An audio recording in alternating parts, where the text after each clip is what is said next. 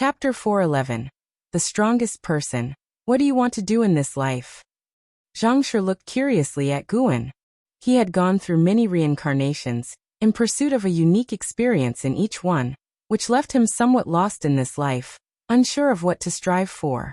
He had been a savior, worshipped as an immortal by all beings, had played the role of a world-destroying demon king, and even lived as a mortal. With the increase in the number of his reincarnations, his confusion grew. This was why his original memories had awakened prematurely. He was searching for direction. Guan answered, "Tend to flowers, grow plants, chat and play chess with friends and disciples daily. If I could live my whole life like this, I would be completely content." Zhang Shi asked in surprise, "Then what is your pursuit in immortal cultivation?" Upon hearing the question, Guan looked back at him with confusion and asked, "Isn't the purpose of immortal cultivation to satisfy the life one desires? I already have what I want, so why should I pursue cultivation further? My cultivation now is not about becoming stronger, but about living longer to enjoy more of this kind of life." Zhang Shi's expression changed subtly as he pondered Guan's words. Which is more important, life or cultivation? He knew all too well how difficult it was to attain longevity. Many people appeared to live for thousands of years, but they spent their entire lives desperately pursuing cultivation, and the total time of genuine happiness they experienced might not even surpass that of a mortal. At the same time, Guan offered him a new way of thinking. Reincarnation didn't necessarily require one to be a certain type of person. It could also be about experiencing life in different ways. Seeing Guan again, Zhang Shi felt that Guan possessed a transcendental quality, one that not even some free immortals had. This aura, combined with the philosophical impact of Guan's ideas, suddenly elevated Guan's image in Zhang Shi's heart. Zhang Shi's gaze towards Guan turned different, and he began to inquire about the joys in Guan's life. Guan didn't hide anything and talked on and on. The topics were all everyday matters, but when recounted by him, they carried an unusual significance. Even the bickering between the bull demon king and the white spirit rat brought laughter to Zhang Shi. In the ensuing conversation, it was mostly Guan speaking, and Zhang Shi listening intently. As Guan narrated, he also calculated Zhang Shi's karma. The more he interacted with Zhang Shi, the more he could deduce, allowing him to glimpse into Zhang Shi's past. He saw many scenes. Zhang Shi was unaware that Guan was deducing his fate. In fact, he was doing the same with Guan. After a while, when Guan finished speaking, Zhang Shi remarked, "Meaning can be found in the ordinary life. No, everything that exists has meaning, and cultivation's pursuit of Taoist sorcery and nature should indeed be about experiencing all aspects of the world." Guan seized the opportunity to ask, "You know about my past life, does that mean you have one too?" After all, both of them were nascent soul realm cultivators. Zhang Shi nodded. "Indeed, I also have a past life." A male cultivator at the neighboring table couldn't help but roll his eyes, winking at the female cultivator opposite him. Guan and Zhang Shi were bragging so impressively, it made everyone around increasingly curious to hear what else the two could boast about. Guan asked, "Why do we reincarnate? According to what you've said, we must be very strong. Did we get injured?" "No, quite the opposite. We reincarnated to challenge even higher realms. It's the reincarnation tribulation. In those cycles, one forges their Tao, and upon full realization, one can transcend the 9 heavens of a mortal path, embarking on the true path of cultivation," Zhang Shi replied. He didn't lower his voice deliberately, nor did he fear others overhearing. Guan, intrigued, asked, "How many times must one undergo the reincarnation tribulation?" "It varies from person to person. The reincarnation tribulation has no limit. I once met someone who was also undergoing it, but he seemed to have long surpassed the 9 heavens of a mortal path." Zhang Shi said this with a vision of a figure appearing before his eyes, his gaze revealing fascination. After hearing this, Guan was interested. Could it be that even those in the Tao fruit realm must still endure the reincarnation tribulations? Zhang Shi continued, "Truthfully, the enemy I seek is also using the reincarnation tribulation to conceal his identity, probably to investigate Sword Venerable Fudao." At the mention of Sword Venerable Fudao, The surrounding disciples started to become restless. You can't be serious? That's way too audacious. Sword Venerable Fudao is not someone you can just call out. Ridiculous. Do you truly believe you've reached the 9 heavens of immortal path? Ha ha ha, truly delusional. As the mockery from all around increased, Guan said with resignation, "Shall we change our location to talk?" Zhang Shi nodded. Guan rose to pay the bill, and then left the inn with Zhang Shi, but the laughter inside the inn continued for a long time. The two walked on the bustling streets, continuing their discussion about the reincarnation tribulation. Guan was very curious about it, and Zhang Shi didn't hide anything. The rules of the reincarnation tribulation are hard to define. Sometimes you may go to the past, sometimes to the future, or even to other great heaven and earths. But one thing is certain, wherever you are, your reincarnated self will never meet your original self, as if bound by some cosmic law that restrains the cultivators within the reincarnation tribulation. Zhang Shi's face showed a look of nostalgia. Guan couldn't help but ask, what would happen if one reincarnation tribulationist met another? That depends on personal choice. Even if they fight to the death, it won't affect their reincarnation tribulation. However, I prefer to exchange knowledge with others, like now. It's a pity that you haven't awakened the memories of your original self. Otherwise we could share much more. Zhang Shi revealed a smile. He paused and then said, "Reincarnation is like this crowd, seemingly chaotic yet orderly, with a beginning and an end. Even if you meet along the way, ultimately everyone will reach their own destination." Then do you have memories of your past life?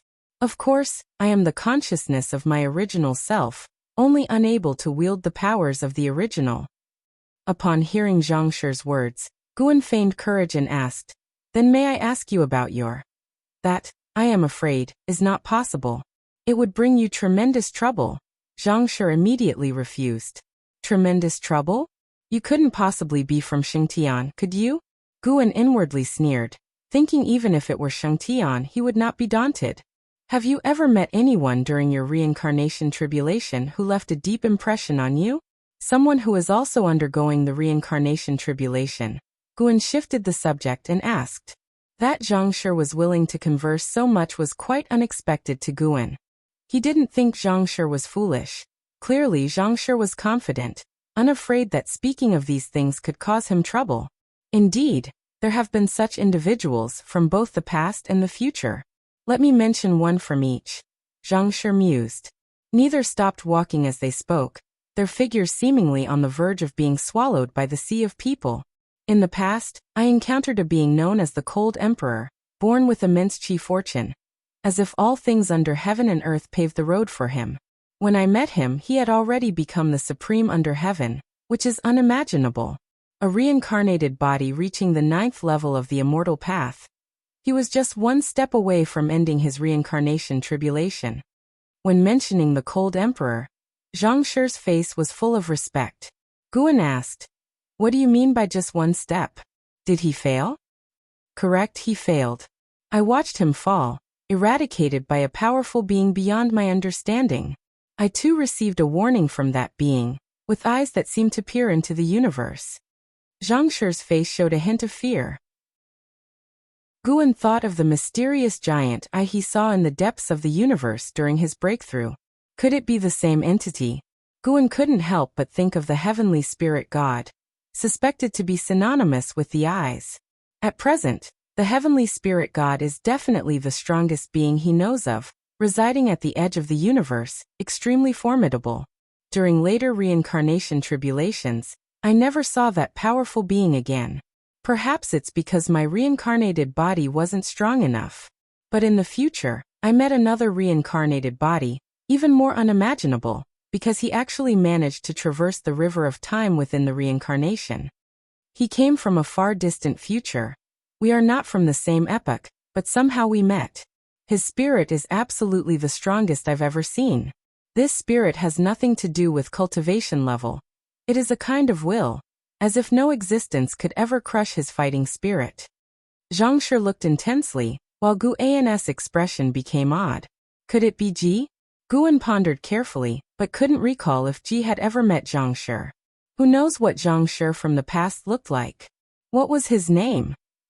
Guan couldn't help but ask. Zhang Shi smiled and said, he has but one character to his name, Ji. He defeated all the strong throughout every epoch in the great heavenly spirit land, pursuing battle throughout his life. Embarrassingly, I never got to fight him. He didn't even know me.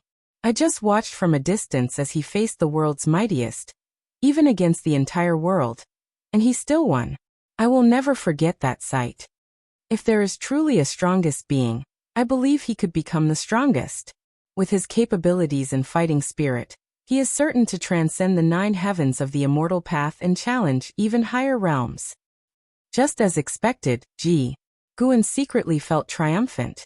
Ji was himself, impressing Zhang Shi within the reincarnation, a rather satisfying notion. He pressed on asking, you have no idea about his ending? I don't. After single-handedly sweeping away all powerful beings, he broke through the void and continued his journey. But as of now, his journey has not reached our epoch. Perhaps his original self was born in the future, so I am quite looking forward to meeting him later and having a fair and square decisive battle. Zhang Shi said, clenching his fists with a gleam of fighting intent in his eyes, a stark contrast to his usual refined self. Guan really wanted to say you wouldn't stand a chance. Just then, a voice came from ahead. Aren't you afraid of being backlashed by the reincarnation for revealing its secrets? Guan looked over to see a monk approaching, his appearance handsome and dressed in a simple monk's robe. His gaze was sharp as knives, focusing intently on Zhang Shi. When Zhang Shi saw him, his expression did not change. Rather, he stared back at the monk and said, if you are not afraid, why should I be? They faced off without any display of aura, causing passers-by to look at them in confusion. Guan whispered, who is he? He couldn't be. He is the enemy I was looking for. He does not belong to the great heavenly spirit land. He comes from outer heaven, Zhang Shi replied. The monk then said, we are all in the reincarnation. Why differentiate between inner heaven and outer heaven? Do you think you can stop me in reincarnation? Are you afraid of Sword Venerable Fudao? Zhang Shi stared at the monk, asking with a cold voice. Chapter 412.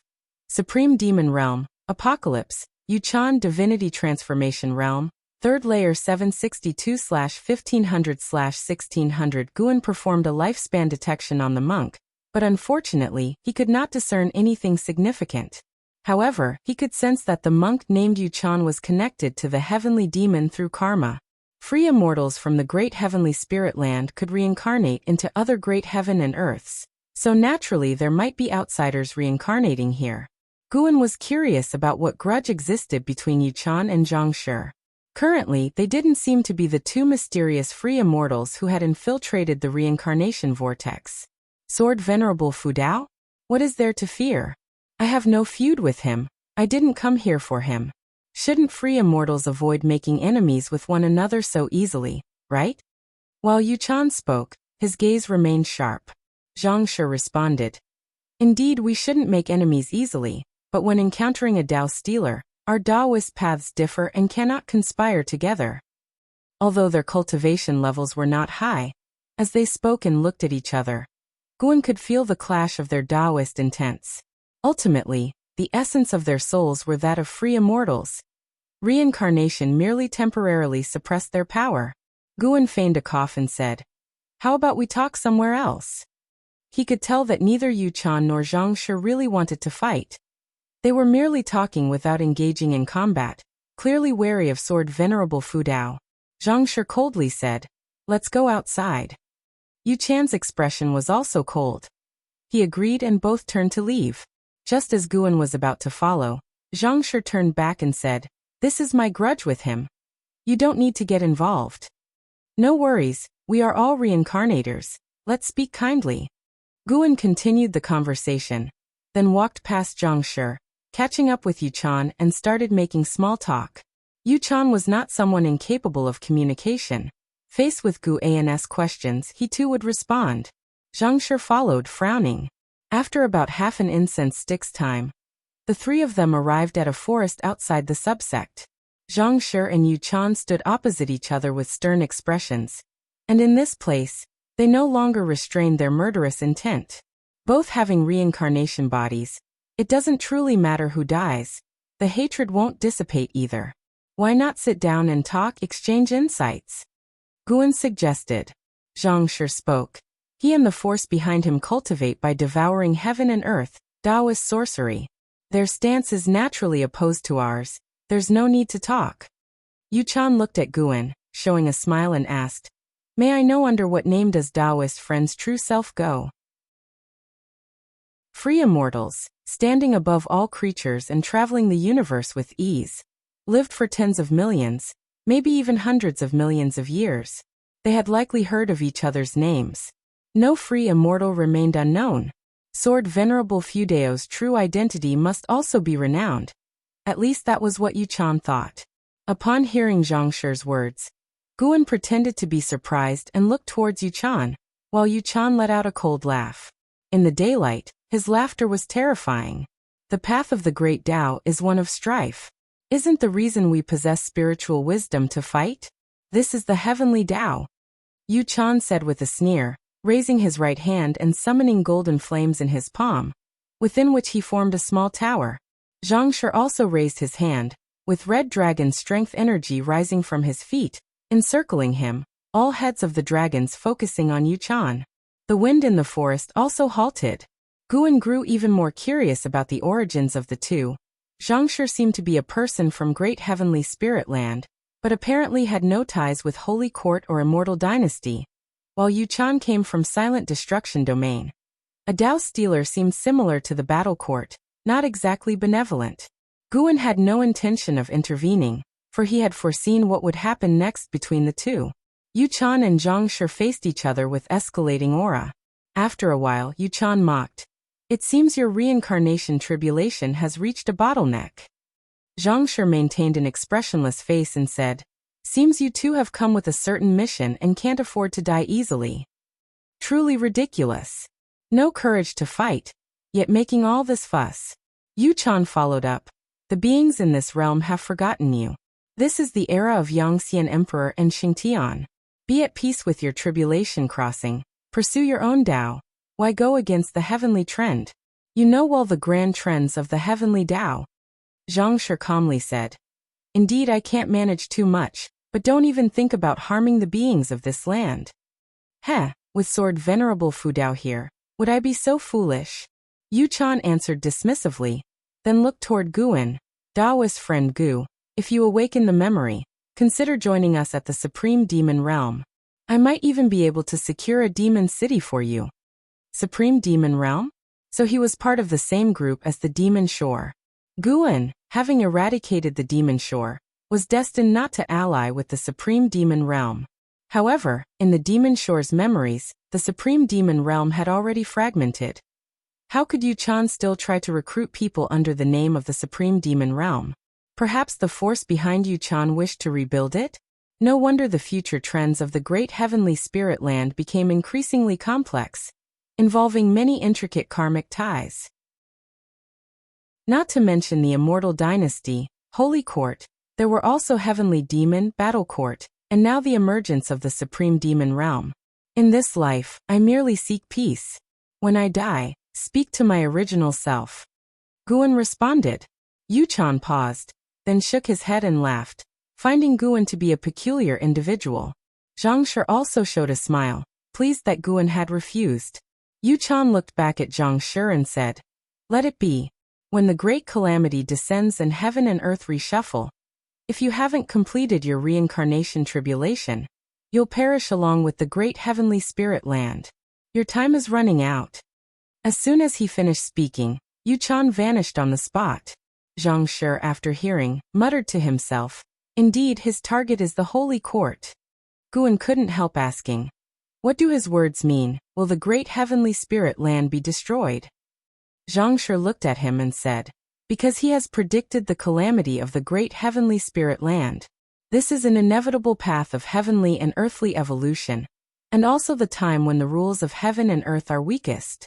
At that time, all beings in the great heavenly spirit land will be affected, and the free immortals undergoing reincarnation tribulation will return. If other free immortals from outer heaven descend, The heaven and earth could indeed be destroyed. Guan pressed further. How far off is that day? That is unknown. With those words, Zhang Shi walked towards the forest. Guan asked, Where are you going? I'm going to try out your life, but not in the Supreme Sect, Zhang Shi said without turning back. Guan watched him leave, looking as the red dragon's strength energy dispersed from him. For ordinary people, reincarnation is an insurmountable chasm. Yet for great cultivators, it seems to be a chance and fortune. After watching his figure disappear, Guan too turned and left. Late at night, Xinjun was painting in her cave, holding a brush in her right hand and rolling up her sleeve with the left, her beautiful face furrowed in frustration as if she had encountered a problem. Her right hand, holding the brush, trembled, never managing to make a stroke. After struggling for a long while, she suddenly put down the brush, let out a long sigh, and seemed to relieve a burden. Why can't I paint the city from my dreams? Xinjun muttered to herself. For some time now, she had found it difficult to paint the scenes she dreamt of or imagined, which distressed her greatly. Because your Tao level is not high enough. A cold voice suddenly sounded, startling Xinjun into looking up. A figure emerged from the wall of the cave, revealing itself to be Yuchan. Xinjun straightened up, her expression cold, and asked in a stern voice, Who are you? Intruding into another's cave is a grave offense. Yuchan surveyed Xinjun and smiled. It seems you haven't completely recovered your memory. However, you have her karmic aura. I can't be wrong. Since that's the case, I'll help you. I need your power, Demon Shore. He stepped towards Xinjun. Xinjun had never heard of the Demon Shore, but the intruder's actions were provocative in her eyes. A nascent soul realm daring to trouble her? She immediately grabbed a wooden zither nearby and plucked the strings. The harsh sound of the zither resonated, and visible sound waves rushed towards Yuchan. His monk robes fluttered violently, his gaze sharpened, and he uttered one word, Stop!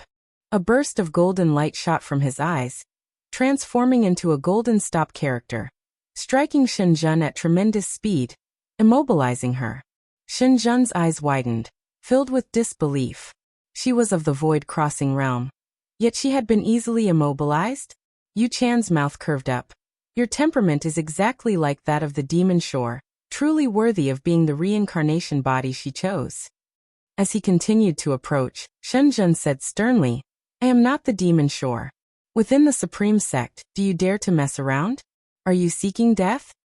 She was anxious in her heart, wondering why the great cultivators from the Third Medicine Valley hadn't yet arrived. Instead of thinking of Guan, her thoughts turned to the chess-loving great cultivators of the Third Medicine Valley, which was less than 200 miles from her cave. She had always believed her cave to be safe, never anticipating such an incident. I did not mess around, and I will bestow a great opportunity upon the Supreme Sect. Yuchan smiled as he reached her, his right hand raised, about to grab Xinjun's head. Her pupils trembled, panic overwhelming her. Suddenly, a hand pressed on her shoulder from behind, startling her, and her heart skipped a beat. She glanced back instinctively with her peripheral vision. The hand on her shoulder pulled her back, causing her to fall uncontrollably backward as she saw a figure. The man had an exceptionally handsome face, with lifelike golden patterns on his forehead.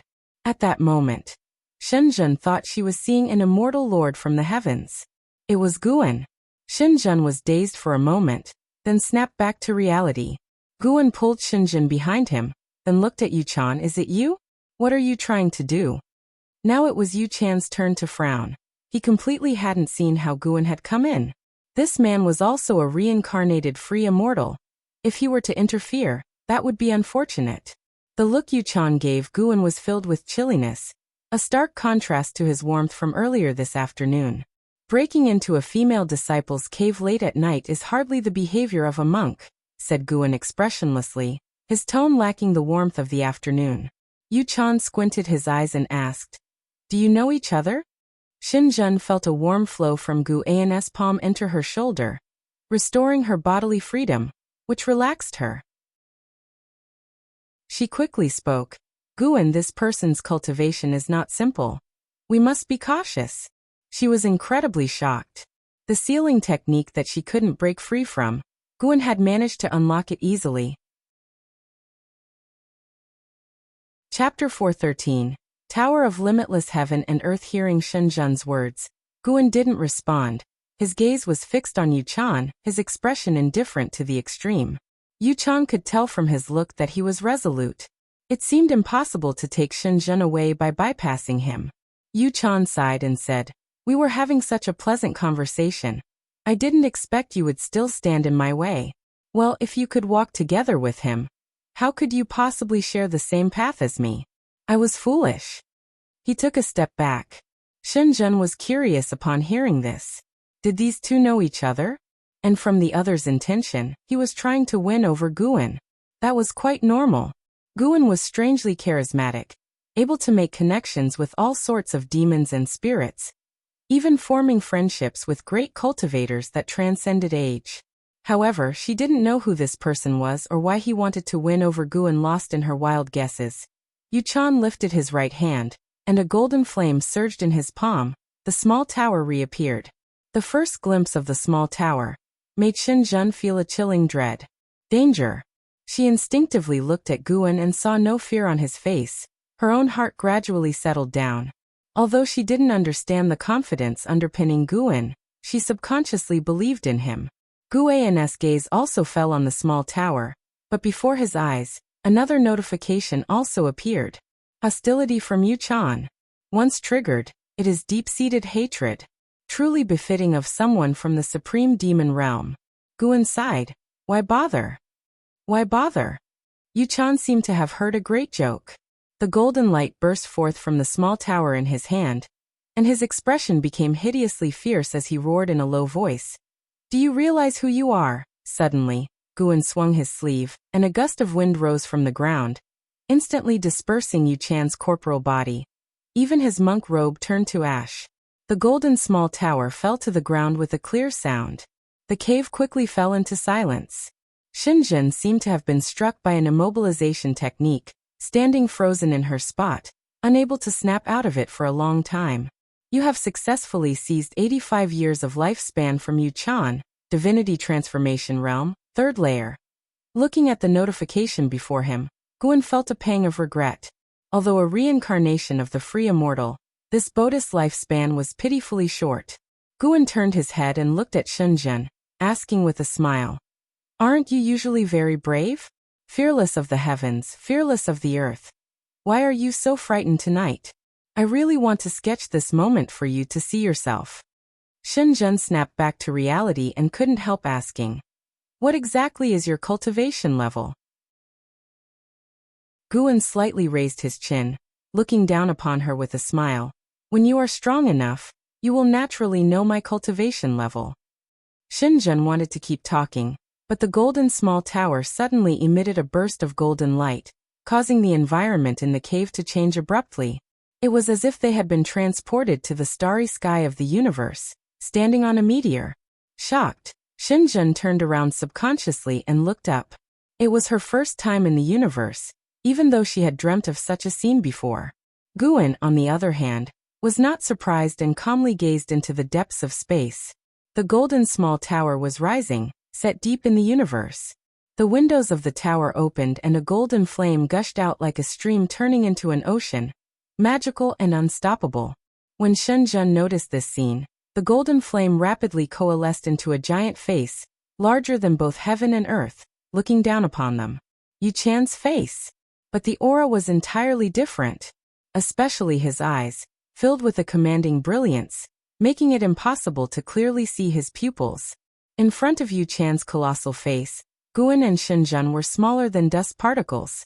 This shock was greater than when the immortal Lord of Autumn Evening had appeared, because now she wasn't in the heavens or on earth, but situated in the boundless universe. Within this vast cosmos, Yu Chan's face still dominated her field of vision. How could she not feel overwhelmed? She subconsciously drew closer to Guan, grabbing the sleeve of his robe. Guan looked at her and smiled reassuringly. "What's there to fear? I am right beside you." Looking at his smile, Shen Zhen felt an indescribable mix of emotions: fear, despair, curiosity, and anticipation. "Who exactly are you?" Shen Zhen stared at Guan and asked. She wasn't foolish.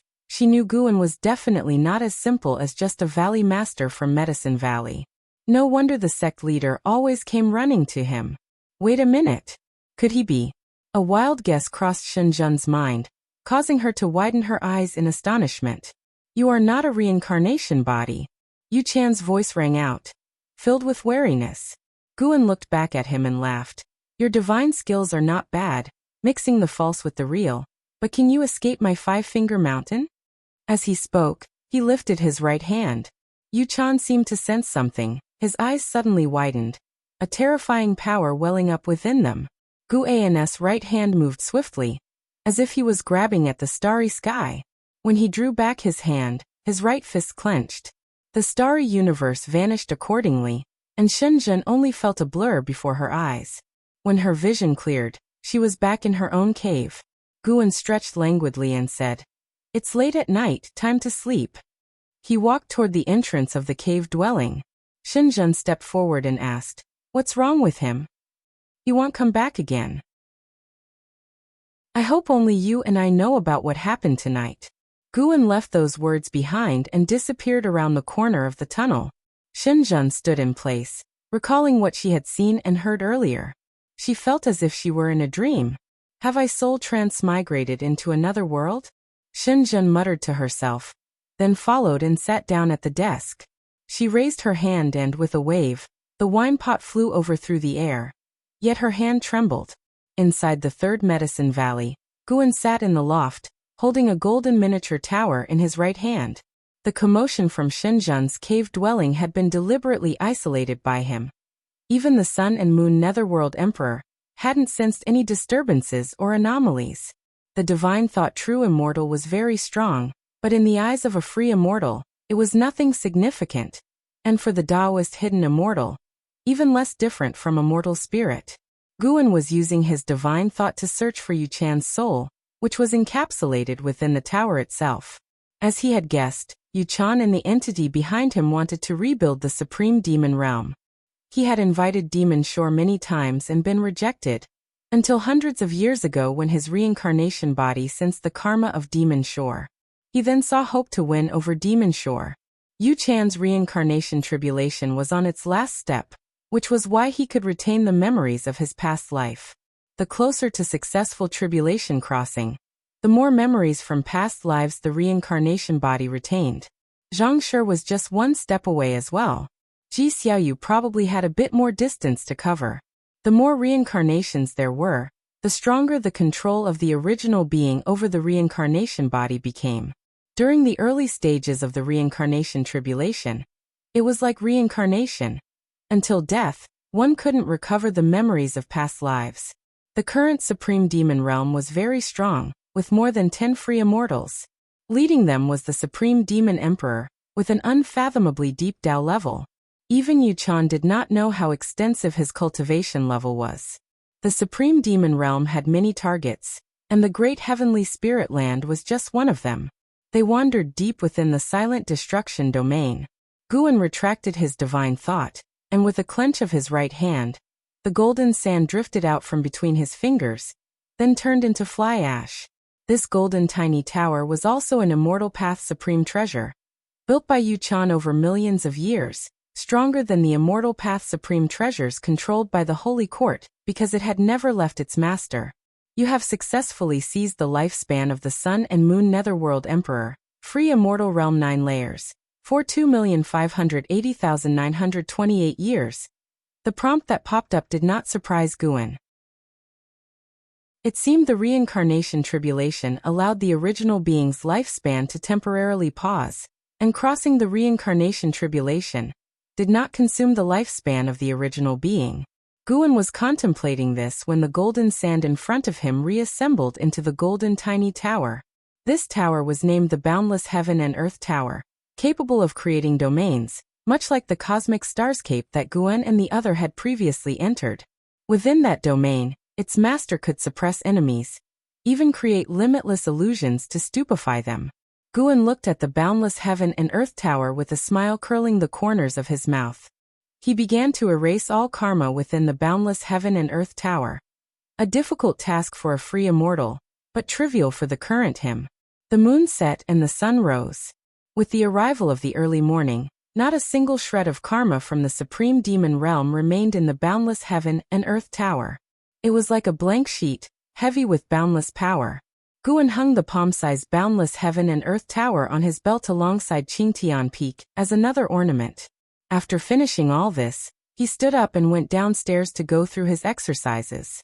Approaching noon, Shenzhen came looking for Guan, just in time to see him playing chess with Long Qing. After going out to practice with Shenxinzi for a while, Long Qing returned, studied even harder, and began delving into chess.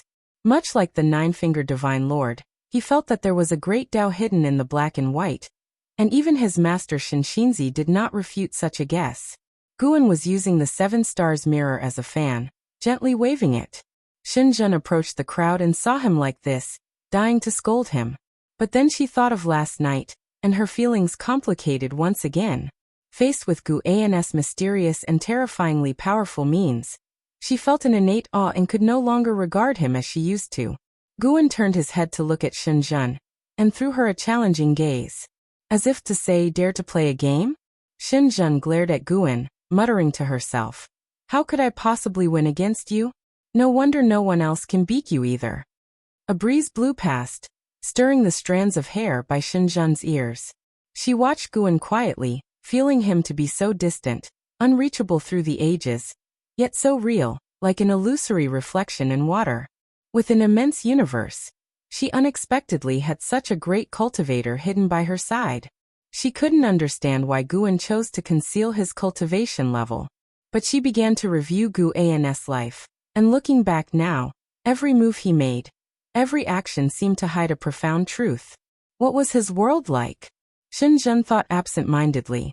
Leaves flew up behind her, rapidly turned yellow as they ascended to the sky, and ultimately fell to the ground, becoming part of Earth's greenery.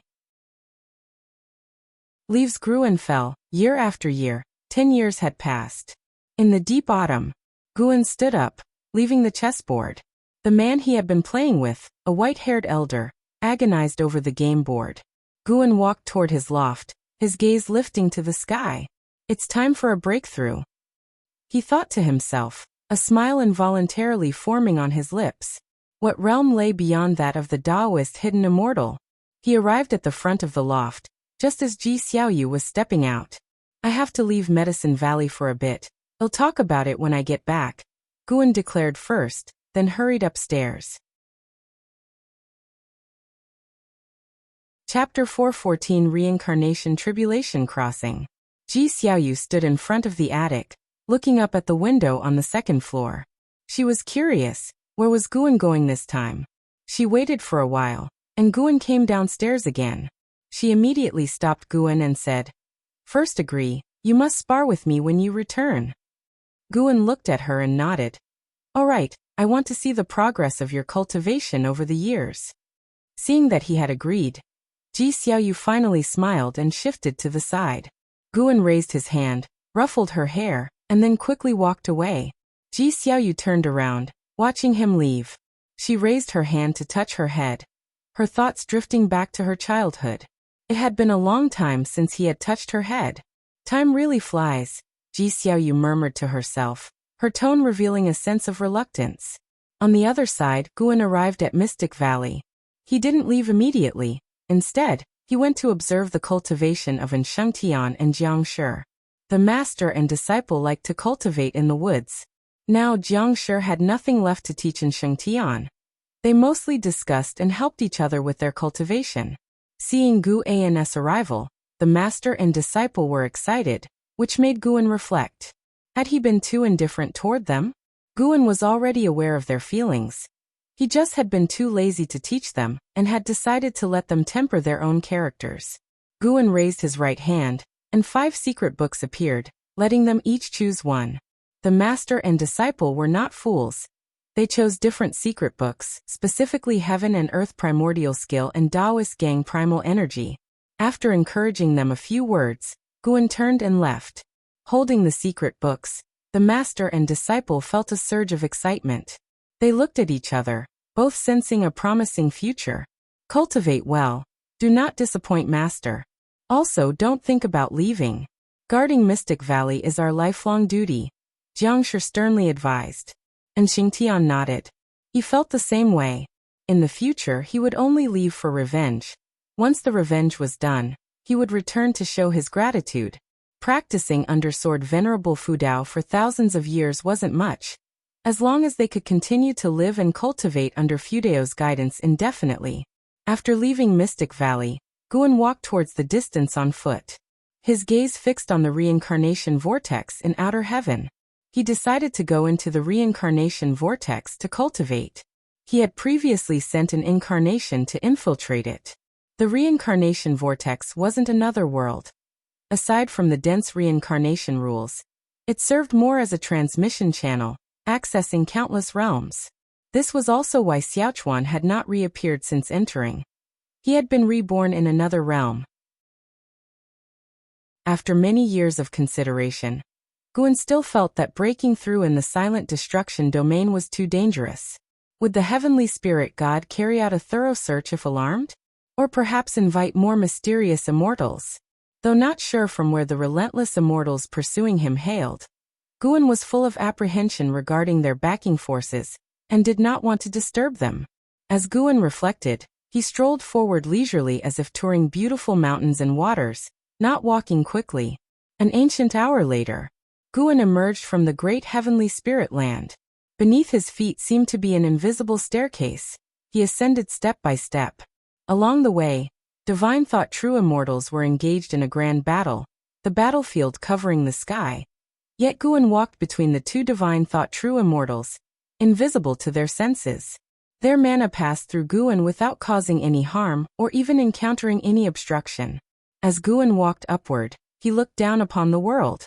Above him was the cosmic starry sky, and from there, scenes of battle were visible everywhere in heaven and earth, making great heavenly spirit land seem like a grain of sand in the vast ocean, rendering no corner of this universe unblemished. The struggle between the immortal dynasty and the holy court seemed endless, continuing for countless years, with numerous sects and dynasties seizing this opportunity to wage war and plunder resources. Out of the mystical depths, a malicious energy enveloped the vast expanse of the heavenly spirit land. As Guan was about to approach the reincarnation vortex, he withdrew his gaze and looked up. The reincarnation vortex, transformed by the Yuanshu ancestor, had become stronger. A continuous stream of lost souls flew towards the reincarnation vortex, their spectral forms equally mysterious, invisible and untouchable to even living spirits. Guan did not stop, quickly stepping into the reincarnation vortex. Once inside the vortex, he found himself in darkness, unable to see the souls, only feeling the Taoist aura of causality, reincarnation, fate, and souls from all directions intertwining and complicating the rules of the Tao in this place. Having previously experienced this path through an avatar, Guan was not curious. He continued onward. After taking a long journey, Guan saw twinkling stars appear ahead, and with each step, the number of stars increased significantly. These stars represented different dimensions. Some were like the great heavenly spirit land, while others were from lower realms like those of the Blood Prison Great Saint and Lu Lingjun. Needing a vast amount of spiritual energy, Guan naturally headed for a great heaven and earth. Since the road was endless, he did not always make a choice, but, upon seeing a great heaven and earth comparable to the heavenly spirit land, he walked directly towards it, quickening his pace. Soon, Guan emerged from the darkness and arrived in the cosmic starry sky. Stepping out of the vortex, his vision still lingered on the reincarnation causality, where he saw continuous souls flying towards the vast great heaven and earth ahead. As they barely approached the heavenly barrier of the great heaven and earth, the souls vanished into thin air. Reincarnation. This scene was quite beautiful. Such were Guan's thoughts as he turned and walked deeper into the void. This great heaven and earth was still enveloped by the silent destruction domain, but it was extremely far from the heavenly spirit land, and even with Guan's divine thoughts, he could not see the heavenly spirit land from here. It was as if he had come to another universe. Half an ancient hour later, Guan was meditating on a desolate continent drifting in the silent destruction domain, as vast as the Taitsong continent, but devoid of flora and fauna, everything appearing dead. He activated the lifespan barrier. He didn't strive to break through immediately but rather gazed into the distance. Luck wasn't very good. He had just arrived and saw free immortals fighting. Guan was captivated by their battle, watching intently. These two free immortals were not as strong as the divine cicada demon lord, but being free immortals, the commotion was huge, causing the Tao spiritual energy to surge immensely. After watching for a while, Guan turned his head towards another direction, his expression turning peculiar. He saw a skull that looked humanoid, floating in the depths of the darkness, observing the battle from afar, just like him. This skull exuded an ominous aura, something Guan had never felt before, not even during reincarnation evolution. What is this aura?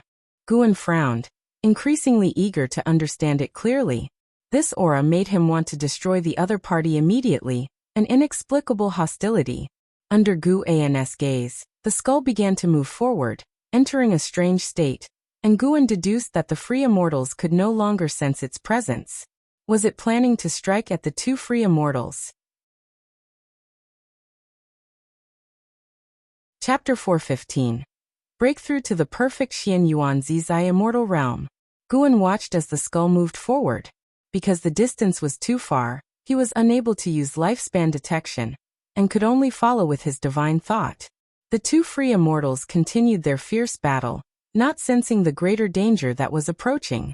Guan could feel that the skull had not reached the perfect realm of the Taoist hidden immortal. Yet it was even more dangerous than a free immortal. He had no idea what kind of divine power it was using that made it undetectable to free immortals. Time continued to pass. Half an hour later, while the two free immortals were locked in a stalemate using their mana, the skull suddenly appeared, growing immensely large, and devoured both free immortals in one bite. Then, turning into a rainbow light, it vanished into the depths of darkness. The cosmic void fell silent afterward. The great battle seemed as if it had never occurred. Although surprised, Guan had no intention of pursuing the skull. It just so happened that its appearance coincided with his breakthrough, a noise that would allow the blame to fall on it. Guan pulled up his attribute panel. Name: Guan Lifespan, 740/3 329, 223, 602. Physique: Hunyuan Refined Void Body. Cultivation Level: Perfect State of Taoist Free Immortal 33 billion years of lifespan. Advancing one great realm was not difficult. A smile spread across Guan's face as he decided to start by enhancing his physique. He immediately invested 1 billion years of lifespan into his physique, and a steady stream of notifications appeared. Initially, he did not succeed in advancing. Without hesitation, Guan invested another billion years of lifespan, and the Hunyuan Refined Void Body successfully advanced to the Hunyuan Taoist Golden Body. Tao spiritual energy surged towards him, and the lifespan barrier's display of lifespan consumption began to change wildly. Closing his eyes, Guan delved into the transformation of the Hunyuan Taoist Golden Body. Golden patterns on his forehead began to wrap around flames, and his skin started to shine with a golden light, his entire being exuding an indescribable divinity. The Hunyuan Taoist Golden Body enabled his flesh to compare with the power of rules, and be compatible with the Tao, allowing for a perfect embrace of all Tao rules. This meant that from here on, Guan could study any kind of Tao. Not only that, but the Hunyuan Taoist Golden Body could also bring about a metamorphosis for his mana, with his soul receiving a tempering by the Tao. It was an incredibly wonderful process, devoid of any pain. The silent destruction domain also began to resonate with the changes, as Tao spiritual energy roared and Tao rules quaked, the area of influence expanding. Creatures hidden within the silent destruction domain emerged one after another, some frantically fleeing, others investigating the cause. In front of Guan, a black sea dragon with 9 dragon heads flew on clouds. The continent beneath Guan was only half the size of one dragon head. This was a landmass comparable to the Taitsong continent in size, indicating just how enormous the sea dragon was. None of the beings detected Guan's presence. The formidable strength of the lifespan barrier remained undetected by all. After half an hour had passed, Guan opened his eyes and began to invest his lifespan into the eternal infinite skill. 1 billion years of lifespan advanced the eternal infinite skill to the great Tao unlimited skill, achieving mastery realm. Another half an hour went by, and Guan started to upgrade his ability, the Tao representation divine thought skill, critical for hiding his cultivation level and needing to be upgraded in sync. Similarly, investing 1 billion years, the Tao representation divine thought skill was elevated to the great thousand Xian void skill, reaching the realm of complete understanding and integration. Next, he worked on upgrading his stepping path of ages step and the ultimate path formless body. The stepping path of ages step was the only movement technique he was researching with combat significance, while the ultimate path formless body could prevent causal inference, hiding his true identity, both equally important. He invested 1 billion years of lifespan into each. The stepping path of ages step advanced to the eternal measuring heaven Tao step, achieving mastery realm. The ultimate path formless body advanced to the formless and invisible freedom body, reaching the pinnacle of achievement. Once all his inheritances were complete, he checked his attribute panel and saw he still had over 27 billion years of lifespan left, with more than 80 million years already consumed by the lifespan barrier. He decided not to upgrade the divine skills and ultimate skills of his past life incarnations like Long Zhan and Lu Han, since these skills were the culmination of his past lives' achievements, of extremely high grade and rank, and he intended to comprehend his own path. After some thought, Guan invested another billion years of lifespan into the Taoist Gang primal energy, his protective technique, which should also aid in tribulation crossing. Eventually, the Taoist Gang primal energy advanced to the protecting Tao divine essence, achieving a realm of seamless proficiency. The silent destruction domain had descended into total chaos, with countless divine thoughts and divine senses sweeping through and numerous forces wandering about. Centered around Guan, entities were active in every direction. Even from the distant great heaven and earth, various creatures flew out to investigate the situation.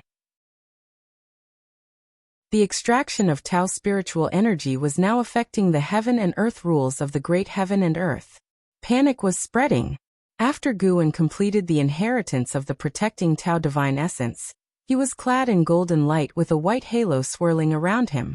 The white halo abruptly shrank and merged into his body, blending with the Hun Yuan Taoist golden body. It was as if a layer of flowing light spread over his skin, covering every inch of his body. His skin returned to its original state, but his demeanor now far surpassed what it had been before. He seemed like a supreme deity that commanded all things, his gaze indifferent, exuding a commanding presence that looked down upon all living beings. Guan pulled up his attribute panel and saw he had over 25 billion years of lifespan left. He began to compose himself. The next moment was of utmost importance. Breaking through the realm. 1 billion years underway. You have been practicing qi absorption cultivation for 5 million years, forcibly attempting to break through to the Xian Yuan Zizai Xian realm with the great accomplishment of the great Tao unlimited skill, beginning your tribulation crossing, but you have not survived the mysterious reincarnation great heavenly Tao tribulation. Tribulation crossing has failed. You have been practicing qi absorption cultivation for 10 million years, forcibly attempting to break through to the Xian Yuan Zizai Xian realm with the great accomplishment of the great Tao unlimited skill, beginning your tribulation crossing, but you have not survived the mysterious reincarnation great heavenly Tao tribulation. Tribulation crossing has failed. A tribulation crossing every 5 million years? That's quite harsh. The last time it was only once every 2 million years. Guan merely sighed inwardly, but in fact he had long been mentally prepared. As long as the breakthrough succeeded, any amount of lifespan spent along the way was just a number. Ultimately, 100 million years of lifespan did not bring success. He had failed 20 times. He continued to invest his lifespan. 100 million after 100 million. Guan's expression remained unchanged, as if he was undisturbed by the waves. When 10 billion years had passed and all had resulted in failure, he slightly opened his mouth. There were still 6 billion years of lifespan left. No need to panic. Guan continued to invest in increments of 100 million years, and his countenance grew more solemn because of it. After another 500 million years, the sixth 100 million year investment. Finally, Guan saw the notification text lengthen suddenly. You have been practicing qi absorption cultivation for 45 million years, forcibly attempting to break through to the Xianyuan Zizai Xian realm, with the great accomplishment of the Great Tao Unlimited skill, beginning your tribulation crossing, and you have survived the mysterious reincarnation Great Heavenly Tao Tribulation crossing successful. Your cultivation level has broken through to the early stage of the Xianyuan Zizai Xian realm. You have been practicing qi absorption cultivation for 100 million years. Your cultivation level has increased. 55 million years could not advance even a minor grade in rank. Guan felt the Tao spiritual energy vibrate again, and continued to invest lifespan striving to reach the perfect realm in one breath.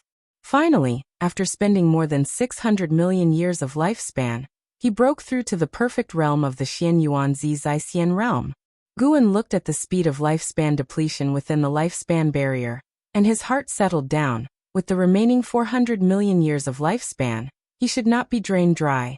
He closed his eyes, immersing himself in the fortune he had cultivated for himself. From the distant void came the roaring flames of battle, where a great cultivator was fighting. The disturbances in the silent destruction domain had persisted for a while now, and various powers, unaware of the truth, were growing uneasy and began to suspect one another, leading to friction. The continent beneath Guan began to tremble, as if it were about to shatter.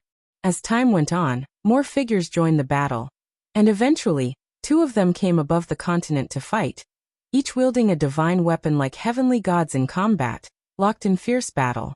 They did not know that a terrifying existence surpassing the free immortal level was breaking through below them. Guan's Tao fruit began to evolve, adorned with Xianyuan Dao patterns. The life-bound great divine power, the longevity true word born from the Tao fruit, also started to strengthen, merging more extensively with more Tao rules and heaven and earth rules, which allowed the scope and depth of the longevity true word to become broader and deeper. When Guan's cultivation level stepped into the realm of Xianyuan Zizai Xian, endless memories surged into his mind, his past, his future, and even illusory alternative destinies. At the crossroads of life, each choice he could make would generate different lines of fate, and these lines would continue to branch out in the future. Only the path he truly took remained his reality. Though the others were illusory possibilities, with sufficient strength, they could also be realized. To make them real, one would need to create the same heaven and earth. The Xianyuan Zizai Xian stage is a process of comprehending fate, being able to see all the possible destinies that one's former life could have generated, as well as the future directions of these destinies, thereby making one's future path firmer. The myriad states of all living beings ebb and flow. Guan saw the vision of the destruction of the great heavenly spirit land. That grand continent would be ground into dust at a certain moment. Not only the great heavenly spirit land, but all the great heavens and earths would move towards obliteration. Just as living beings ultimately face a day of death, the destruction of the great heavenly spirit land was irreversible, because this was a part of the heavenly Tao and the evolution of the great Tao. Unless Guan could transcend them, but if he could, the eternal and undying great heavenly spirit land might then bring variables to other cosmic lands. Guan saw that after he fiercely protected the great heavenly spirit land, the supreme sect and the Taizong dynasty became the rulers of heaven and earth, becoming the next holy court, the immortal dynasty, ruling high above all living beings. They went to the outer heaven, plundering far and wide. In the end, they became the new hegemony, the enemy of all living beings. In the dim mystery of the cosmos, everything is predetermined, merely a cycle of new replacing the old. Cultivators can calculate heaven and earth, the natural way, but the only thing they cannot fully predict is the human heart. Any person, any sentient being with spiritual wisdom, could be a variable. One variable can generate countless others, just as it says in the Tao Te Ching.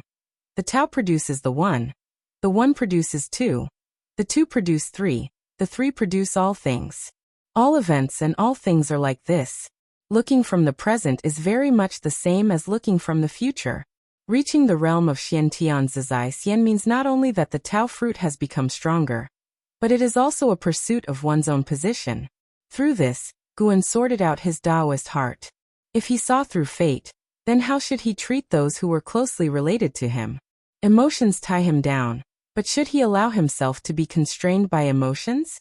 The so-called following one's true nature. But what is this true nature?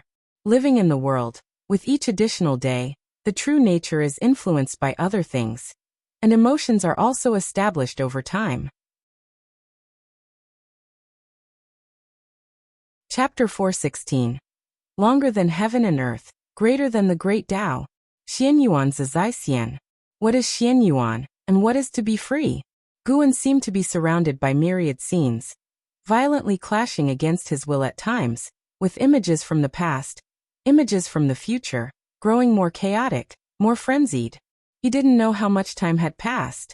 Suddenly he opened his eyes, his consciousness arriving in a vast and glittering starry sky, no longer surrounded by those intricate and tangled scenes. His world appeared to become quiet all at once. His eyes regained their clarity, and one by one, figures walked out from within him, standing before him and turning to face him. A total of 5 figures. They were Chu Lu, Xiaoxing Tian Long Zhan Lu Han and Ji. His 5 reincarnated selves. Guan watched them, his eyes gradually firming. Behind these 5 reincarnated selves, in the depths of the starry sky, more figures emerged, their identities indiscernible to Guan, but he could sense they were also his reincarnated selves. Once he truly began to reincarnate, these selves would obtain their own identities. Their appearance signified that Guan had yet to sever his attachment to the cycle of reincarnation. Although they dressed differently, their figures resembled Guan. With each step they took, they flashed forward a great distance, rapidly closing in on him. Hundreds, thousands, tens of thousands, their numbers surged, and soon, the starry sky before Guan was occupied by these countless figures, densely packed. Guan continued to sit cross-legged, gazing at his reincarnated selves before him, his expression unchanging. He was observing his reincarnated selves, and all his reincarnated selves were watching him, as if he were facing his true self. At this moment, Guan's Taoist heart gradually became enlightened. The original heart was not necessarily the true heart, nor were later gains necessarily obstacles. His current thoughts represented his true heart. Any moment he acted upon his own wishes was an expression of that heart. As long as his true heart did not conflict with his principles, it signified the right course of action for him. Even if the outcome of some matters was unfavorable, what of it? All he could pursue was his own life. At most he could assist others, but he could not control their wills. Even if the outcome was destruction, wouldn't a period of pleasure before that destruction also count as a gain? Setting aside karma and fate, Guan needed to consider his own pursuits. Longevity? Too vacant. Through his cultivation so far, Guan increasingly understood the principle that the Tao is endless. How high must one's realm be to achieve longevity? If faced with a stronger being, could he maintain that longevity? Guan reviewed all his memories, including those of his reincarnations. His eyes gradually emitted brilliance. With a boom, the whole universe shattered, and Guan's consciousness returned to the present. He was still sitting cross-legged on the broken continent, protected by the lifespan barrier. Xianyuan Zizaixian realm, early stage. The breakthrough was still ongoing. Guan's perception of the Tao became clearer. His comprehension of cause and effect, fate, and reincarnation deepened. These were mere transformations in the essence of his life. If one spoke of power, his mana far surpassed that of the Taoist hidden immortal realm. While the Tao's spiritual energy continued to flood his body, Guan began to probe this universe. His divine thought could see farther away. First, he saw a colossal gate deep in the universe, very similar to the land of extreme fall, where the heavenly spirit god who executed Ji was guarding such a gate. Boundary Gate. When executing Ji, the heavenly spirit god had mentioned the gate's name, adding that anyone who approached the boundary gate was defying the heavenly Tao and deserved to be utterly annihilated. Could every universe have a boundary gate? Guan saw that there was no one beneath the boundary gate, a silent and eerie void. Intuition told him that drawing near to the boundary gate would lead to trouble. He withdrew his gaze and looked in the direction of another great heaven and earth. His divine thought captured all creatures within it, even overhearing their interactions. This great heaven and earth was named the Great Vacuous Heaven and Earth, and was home to 3 free immortals, also in a state of chaos. The disturbances in outer heaven had already caused unrest within the Great Vacuous Heaven and Earth. Factions of all kinds were striving to appease the creatures. Guin muttered an apology in his heart, but at that moment, he had no way to change his position, and could only wait. He needed to advance. It was just unfortunate for the Great Vacuous Heaven and Earth. Suddenly hit by an idea, Guin lifted his right hand, and mana converged into seeds within his palm. He scattered them toward the Great Vacuous Heaven and Earth, where they disappeared into thin air as soon as they were released. Consider this my recompense, thought Guin. As he acted, he looked again towards the Great Vacuous Heaven and Earth and saw changes in its future. The fate of the heaven and earth developed branches. Some branches dissipated, leaving others to extend, to grow and spread. Guin even saw that in the distant future, the Great Vacuous Heaven and Earth would collide with the Great Heavenly Spirit Land. Indeed, any variable could bring both fortune and calamity. Guin felt this way inside but held no regrets. Even without him, the Great Vacuous Heaven and Earth would eventually face variables. What are variables? They are forces that the rules of this heaven and earth cannot restrain. Anything from beyond this realm could become a variable. Time continued to flow, Guin's mana soared. And he did not neglect the lifespan barrier. The digits representing his lifespan flickered rapidly, but the numbers did not decrease significantly.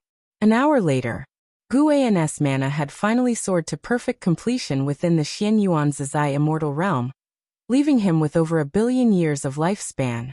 He stood up, twisted his neck, his body shimmering with a golden light, enchanting and mysterious, the radiance of a mixed Yuan Daoist golden body. He then vanished on the spot, directly burrowing into the reincarnation vortex, and then heading toward the Great Heavenly Spirit Land. With one step into the reincarnation vortex and another step out, and yet another step, he had already arrived near the Supreme Sect. This was none other than the eternal measuring heaven Dao step. The vast expanse that lay between the great void heaven and earth and the Great Heavenly Spirit Land was immense, such a distant place that even for a free immortal, it was hard to reach. And even with the existence of the reincarnation vortex at present, how vast the reincarnation was. How many could find their way home in such a short time inside it? Guin inhaled the scent of flowers and grass in the mountains, and his face revealed a smile. This place still made him feel at ease. Now approaching noon, just a night had passed, and Guin had already surpassed the Taoist hidden immortal, reaching the higher Xianyuan Zizai immortal. And within the Great Heavenly Spirit Land, within this universe, he had yet to encounter the Taoist hidden immortal. Of course, the Heavenly Spirit God guarding the boundary gate did not count. Guin looked up, and could already make out the figure of the Heavenly Spirit God. The fact that the Heavenly Spirit God could live to the utmost epoch was enough to prove his power. In the eyes of numerous cultivators, doesn't he represent immortality, eternal life? Guin did not take any more glances at the Heavenly Spirit God, for fear of being noticed by him. With his strength, confronting the Heavenly Spirit God was still very dangerous. Moreover, he had no enmity with the Heavenly Spirit God, so why provoke him? Within the Great Heavenly Spirit Land, he already had the confidence to deal with anything. There was no need to be so cautious next, but he still had to keep one hand hidden. Guin could let people know he was the sword venerable Fu Dao, but he could not let them know how strong he really was. What he contested for was not the transient strength but the future of countless eons. No matter how the world changed, how the sun, moon, and stars shifted, he wanted to witness all the changes forever. He intended to live longer than the great heaven and earth, longer than the great Tao itself. He aimed to become a symbol of eternity. He wanted to enjoy the solitude of immortality.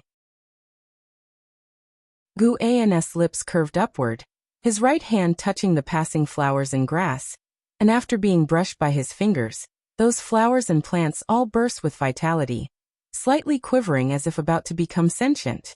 After another hour, Guin leisurely set foot into Mystic Valley. Inside the valley, there were disciples weeding, others sowing seeds, and some cultivating spells, resembling a small sect bustling with life. Seeing Guin return, the disciples immediately greeted him. After spending 30 minutes in Mystic Valley, Guan returned to the Third Medicine Valley. The Third Medicine Valley was now the center of his life. The place that Mystic Valley occupied in his heart was no longer so important. As he arrived at the Third Medicine Valley, a figure appeared out of nowhere in front of Guan. It was Ji Xiaoyu. Ji Xiaoyu was about to speak when her gaze suddenly fixed. She stared at Guan, her brows furrowing. Guan was dressed the same as the day before, but there was a significant change in his demeanor that even made Ji Xiaoyu pause. "Shall we go to play chess to your abode, or to the dojo?" Guan asked with a smile. The so-called dojo was the area for playing chess, where dozens of chess tables were set up. Every day, people would come to play. Ji Xiaoyu gathered her thoughts and said, "Let's go to the dojo. I've also been wanting to really feel life lately." Guan heard the implication in her words but did not say much more, and immediately led her to the dojo. Last night, Ji Xiaoyu couldn't help but ask as she turned to look at Guan, full of confusion. Guan, looking forward, laughed and said, "I went to practice last night and had a bit of an epiphany." "It seems you've had quite the realization." "That's right. You should see who I am," Guan said proudly, and Ji Xiaoyu felt like punching his smug smile. But as he laughed in such a way, she felt their relationship return to normal. With the distance she felt a moment ago completely vanished. Ji Xiaoyu studied Guan and said, "You wouldn't be hiding your cultivation level, would you?" Although Guan's cultivation level had not increased, she thought carefully and realized that his aura was constantly changing. And this was definitely not an illusion. "You guessed it right. In fact, I'm very strong now. Even if your true form awakens, you might not be my match. Master Pewdie actually wrote about me." Guan glanced at her seriously. Ji Xiaoyu rolled her eyes at him. All of the dojo's chess tables were occupied, but when Guan arrived, 2 disciples voluntarily gave up their seats, and the cultivators playing chess had their eyes drawn to Guan. As Guan and Ji Xiaoyu sat down, a good number of people gathered around. The 9-fingered Divine Lord also arrived, looking at Guan with a strange expression. He likewise felt that Guan's demeanor had changed dramatically. What was the story with this boy? Could he be related to Sword Venerable Fudao? The 9-fingered Divine Lord had always been baffled by how Guan managed to win against him, and suddenly had a bold thought. Could it be that Sword Venerable Fudao was advising Guan on his chess play? Maybe. Yes. That must be it. The 9-fingered Divine Lord's gaze toward Guan was filled with anger. The boy had no sense of martial morality. Guan let Ji Xiaoyu make the first move, and she did not hold back. After 7 moves, Guan sensed that Ji Xiaoyu was mobilizing the power of the primordial Taoist talisman. She indeed came prepared. The 9-fingered Divine Lord, shocked, looked towards Ji Xiaoyu and marveled inwardly. What kind of power was this? Chapter 417. Why don't you just say you are the divine thought true immortal? The primordial Taoist talisman continuously unleashed the power belonging to the reincarnation path emperor, causing Ji Xiaoyu's divine sense to rapidly strengthen. Whether it was Ji Xiaoyu or the 9-fingered Divine Lord, both understood that the competition in Go was about the power of calculation. Precisely because of this, they felt unwilling to accept that Guan, with his lower cultivation level, could continually win against them. The 9-fingered Divine Lord, sensing Ji Xiaoyu's aura quickly strengthening, secretly felt shocked. More and more great cultivators were attracted to the scene, and even Shinxinzi and Longqing came over. Guan and Ji Xiaoyu played speedily, full of murderous intent, causing the surrounding people to hardly dare breathe. A figure appeared out of thin air beside Ji Xiaoyu. It was the Sun and Moon Netherworld Emperor, who looked at the Go board, frowning, wanting to speak but stopping himself. An Xian and Yu Yingying also walked over, watching the Go match from within the crowd. Even those with lower cultivation levels could feel Ji Xiaoyu's increasingly strong momentum. Yu Yingying looked at Ji Xiaoyu, secretly surprised. Her curiosity about Ji Xiaoyu's background deepened. She had only heard that Ji Xiaoyu came from the Ji family. Ji Xiaoyu was definitely the most mysterious existence in the Third Medicine Valley. She was always in seclusion and only had a good relationship with Guan. An Xian was equally curious about Ji Xiaoyu's strength.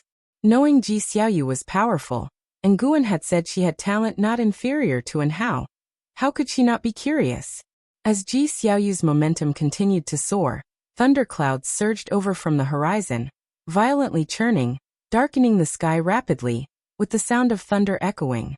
Disciples in the valley looked up one after another, abuzz with alarm, and even disciples from other cities of the Supreme Sect in Medicine Valley were drawn by the anomaly.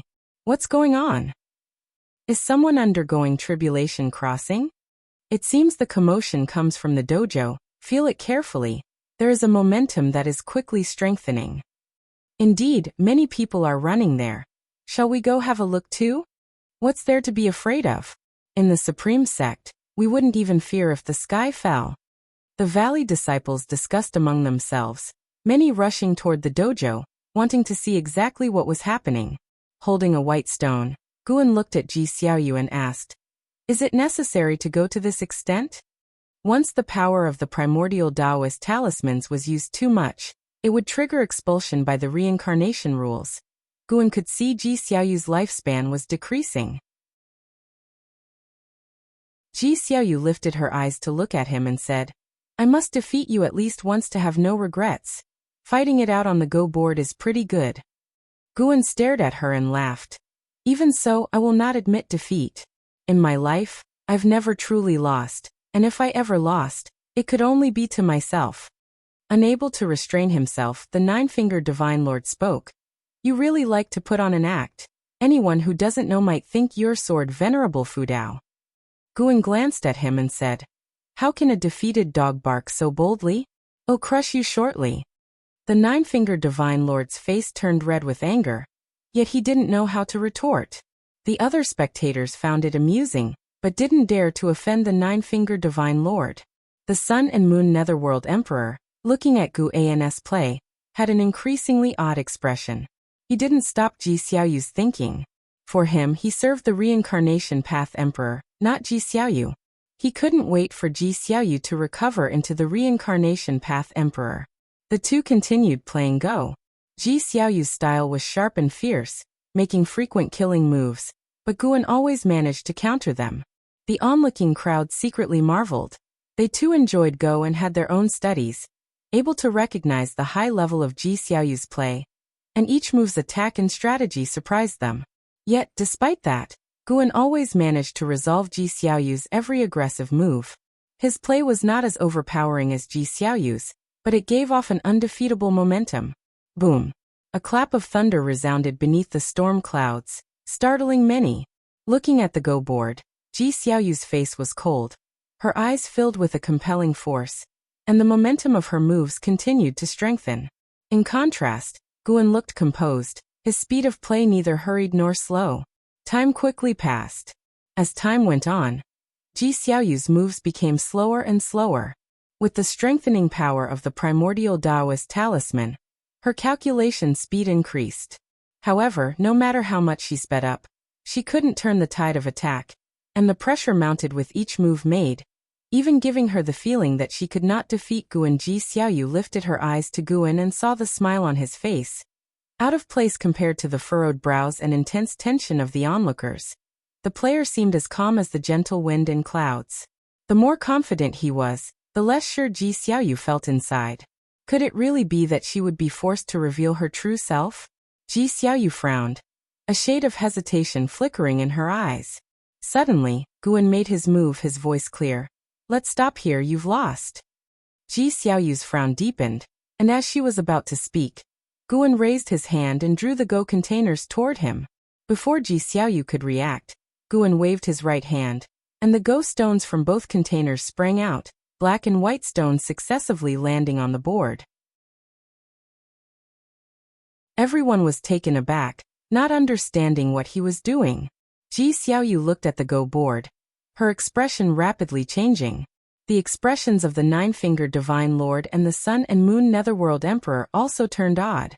As the black and white stones continued to fall, with other stones rising, the path played by the black stones appeared no different from when Ji Xiaoyu personally played. After 10 breaths, no more stones fell, and the situation on the board was decided, with white winning. The others also realized. Had Guan simulated Ji Xiaoyu's play? They were all cultivators with extraordinary memories. Unlike ordinary people, recalling the situation of the previous moves. The higher the cultivation level, the quicker their expressions changed. Their gazes toward Guan were filled with disbelief. Could he really calculate that? Sun and Moon Netherworld Emperor had the highest cultivation level, and he covertly compared them. The Go strategy simulated by Ji Xiaoyu was very strong. If it were him, it wouldn't have been easy to win. Nine-Fingered Divine Lord looked at Guan, opened his mouth, but ultimately, he couldn't utter a word. Guan looked toward Nine-Fingered Divine Lord and asked with a smile, "Fancy a game?" Nine-Fingered Divine Lord's expression turned serious. "Forget it, another day maybe. Today's game was very impressive. It gave me a lot to ponder. I need to comprehend it well." Guan laughed. This senior's tone was perfectly captured. He looked toward Ji Xiaoyu and asked with a smile, "What's the matter? Can't handle losing?" Ji Xiaoyu took a deep breath and turned to Guan. "I lost." The innate Taoist talisman within her began to stabilize and her imposing aura dissipated. She stood up and walked to the side. Sun and Moon Netherworld Emperor took the chance to sit down. "Let's play a game." Guan looked at him and asked, "Do you even know how to play?" "How could I not? I've played here a few times before." Sun and Moon Netherworld Emperor glared at Guan, annoyed, feeling that the kid was too arrogant. Ji Xiaoyu came to Guan's side, her eyes complex, wondering about something. Nine-Fingered Divine Lord, having seen Sun and Moon Netherworld Emperor once before, always thought him to have profound and unfathomable cultivation. He became interested, wanting to see if Sun and Moon Netherworld Emperor could beat Guan. Faced with the challenge from Sun and Moon Netherworld Emperor, Guan naturally wouldn't refuse. The two quickly got down to the fight. The others continued to watch the battle. An hour later, Guan stood up, looking down at Sun and Moon Netherworld Emperor under Ji Xiaoyu's shocked gaze. "Go is not as simple as you think." The surrounding disciples immediately cheered. They were unclear about Sun and Moon Netherworld Emperor's identity, but inside the Third Medicine Valley, they definitely supported Guan. Nine-Fingered Divine Lord, Shen Xinzi, and several other Immortal Dao great cultivators looked at the Go board, finding it hard to snap back to reality for a long time. Sun and Moon Netherworld Emperor trembled all over, his face full of disbelief. "How is this possible?" Sun and Moon Netherworld Emperor muttered to himself, unable to believe that he lost. Seeing Guan turn around, he immediately stood up and asked sternly, "Stop right there, who are you really? You're not Guan." When he said this, everyone followed suit in looking toward Guan, including Shen Xinzi and Nine-Fingered Divine Lord. Longqing couldn't help but say, "What do you mean? Losing to my master and throwing a fit out of anger?" Sun and Moon Netherworld Emperor stared intently at Guan's back. "My cultivation is above the Immortal Dao 4th layer heaven. Do you think he can beat me just like that? The Go strategies I can calculate are beyond what a mortal spirit can imagine." Above Immortal Dao 4th layer heaven? Above heaven and earth flying immortal? Even Nine-Fingered Divine Lord and Shen Xinzi were startled, their gazes at Sun and Moon Netherworld Emperor turning to fear. Guan turned to the side, looking contemptuously at Sun and Moon Netherworld Emperor. "Immortal Dao 4th layer heaven? Why don't you just claim you're a divine thought true immortal?" Sun and Moon Netherworld Emperor's face changed drastically, and Ji Xiaoyu's expression also shifted. She looked at Guan, feeling he was very unfamiliar. Guan stared at Sun and Moon Netherworld Emperor. "Since you're aware I'm stronger than you, how dare you speak to me like that while hiding in my residence?" His tone was indifferent, yet it exuded an immense pressure. The disciples discovered for the first time that their master could be this intimidating. However, they had never heard of divine thought true immortal. Even Nine-Fingered Divine Lord and Shen Xinzi were pondering what realm divine thought true immortal was. Sun and Moon Netherworld Emperor's face turned extremely ugly, his heart beating wildly as he faced Guan's gaze, feeling even more nervous than if he were causing trouble in the holy court. "You are," Sun and Moon Netherworld Emperor said through gritted teeth. But the words "sword venerable Fudao" were impossible to pronounce. Guan turned around and said to Ji Xiaoyu with a smile, "Let's go back to the room to talk." Ji Xiaoyu nodded subconsciously, and then followed him away. Sun and Moon Netherworld Emperor stood in place, staring as they left. The others exchanged glances, all filled with confusion. Longqing approached Shinshinzi, asking in a low voice, "Master, what realm is divine thought true immortal?" Shinshinzi did not answer. He too wanted to know the answer to this question. Nevertheless, one thing was clear to him. Divine thought true immortal was above heaven and earth flying immortal, and Guan was most likely even stronger than a divine thought true immortal. Otherwise, how could he have frightened Sun and Moon Netherworld Emperor into such a state? And Xian was the only one not surprised, only excited. She too wanted to display her powers in front of others like her master had. Her motivation for immortal cultivation grew stronger, and she immediately turned and left to practice diligently. On the way to the loft, Ji Xiaoyu looked at Guan, her heart filled with 1,000 words to say. "Have you awakened your memories from a past life?" Ji Xiaoyu couldn't help but ask. She had previously speculated that it could be a reincarnation of the free immortal, and now she was even more certain of this.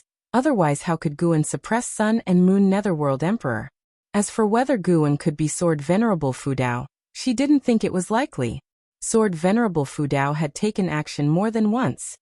Reincarnators who utilized their true form's power would be expelled by the reincarnation rules.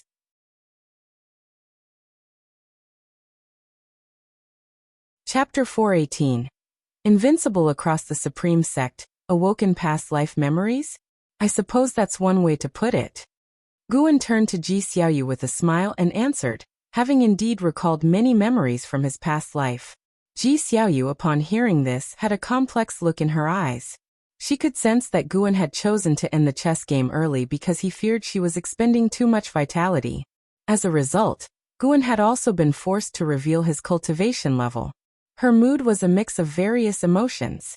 Surprise, astonishment, reluctance, concern, regret, and more swirled within her.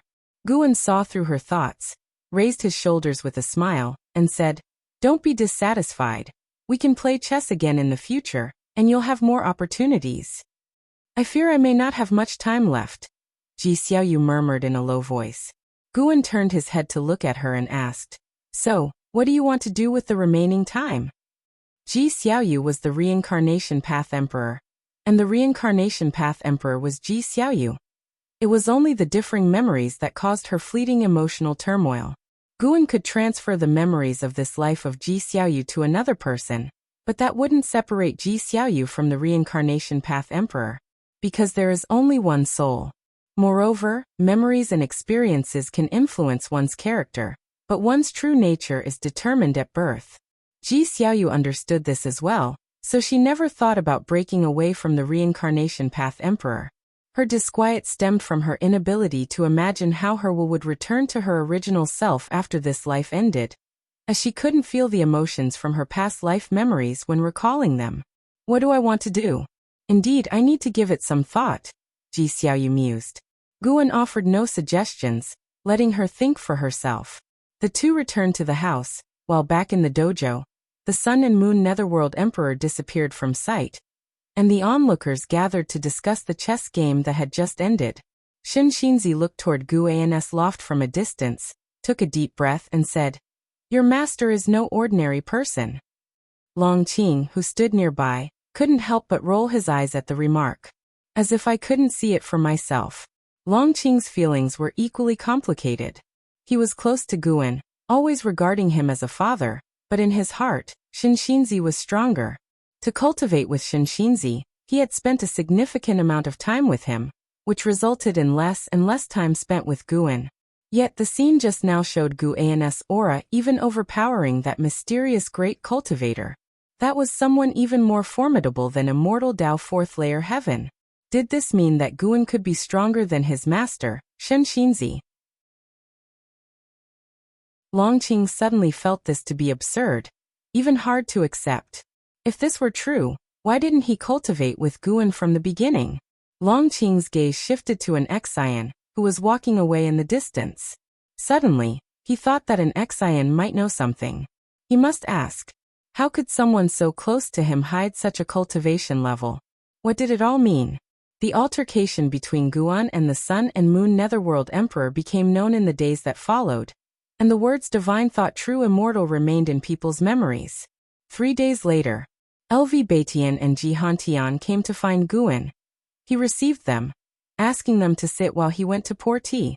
Is it true that a being with a cultivation level above the immortal Tao fourth layer heaven has appeared in Medicine Valley? And that you managed to suppress them? LV Batian couldn't help but ask, his expression tense. His first reaction to the news was disbelief, but when his subordinates claimed to have witnessed it, he had to take it seriously. Currently, the Supreme Sect did not have a great cultivator of the immortal Tao fourth layer heaven to rely on. Sword Venerable Fu Dao did not count, for no one knew his cultivation level.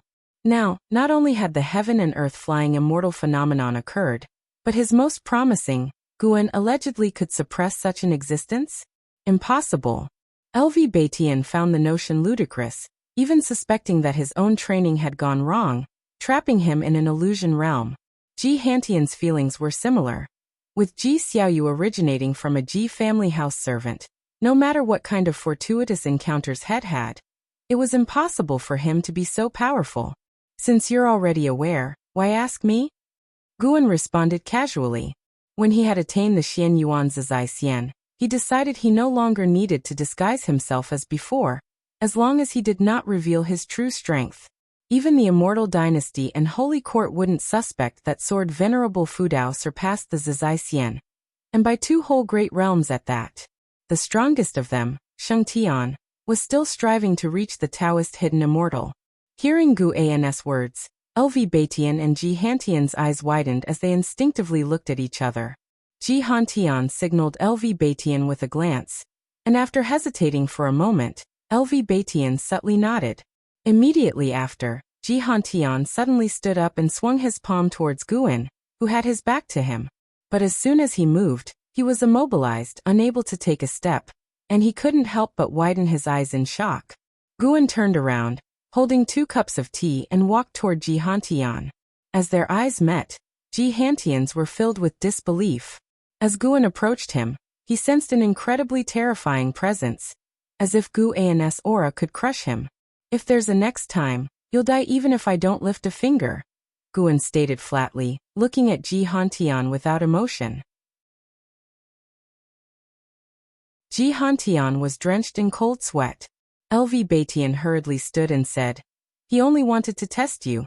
He had no intention of harming you." He too was terrified, looking at Guan with fear in his eyes. With such momentum, it was absolutely an immortal Tao existence.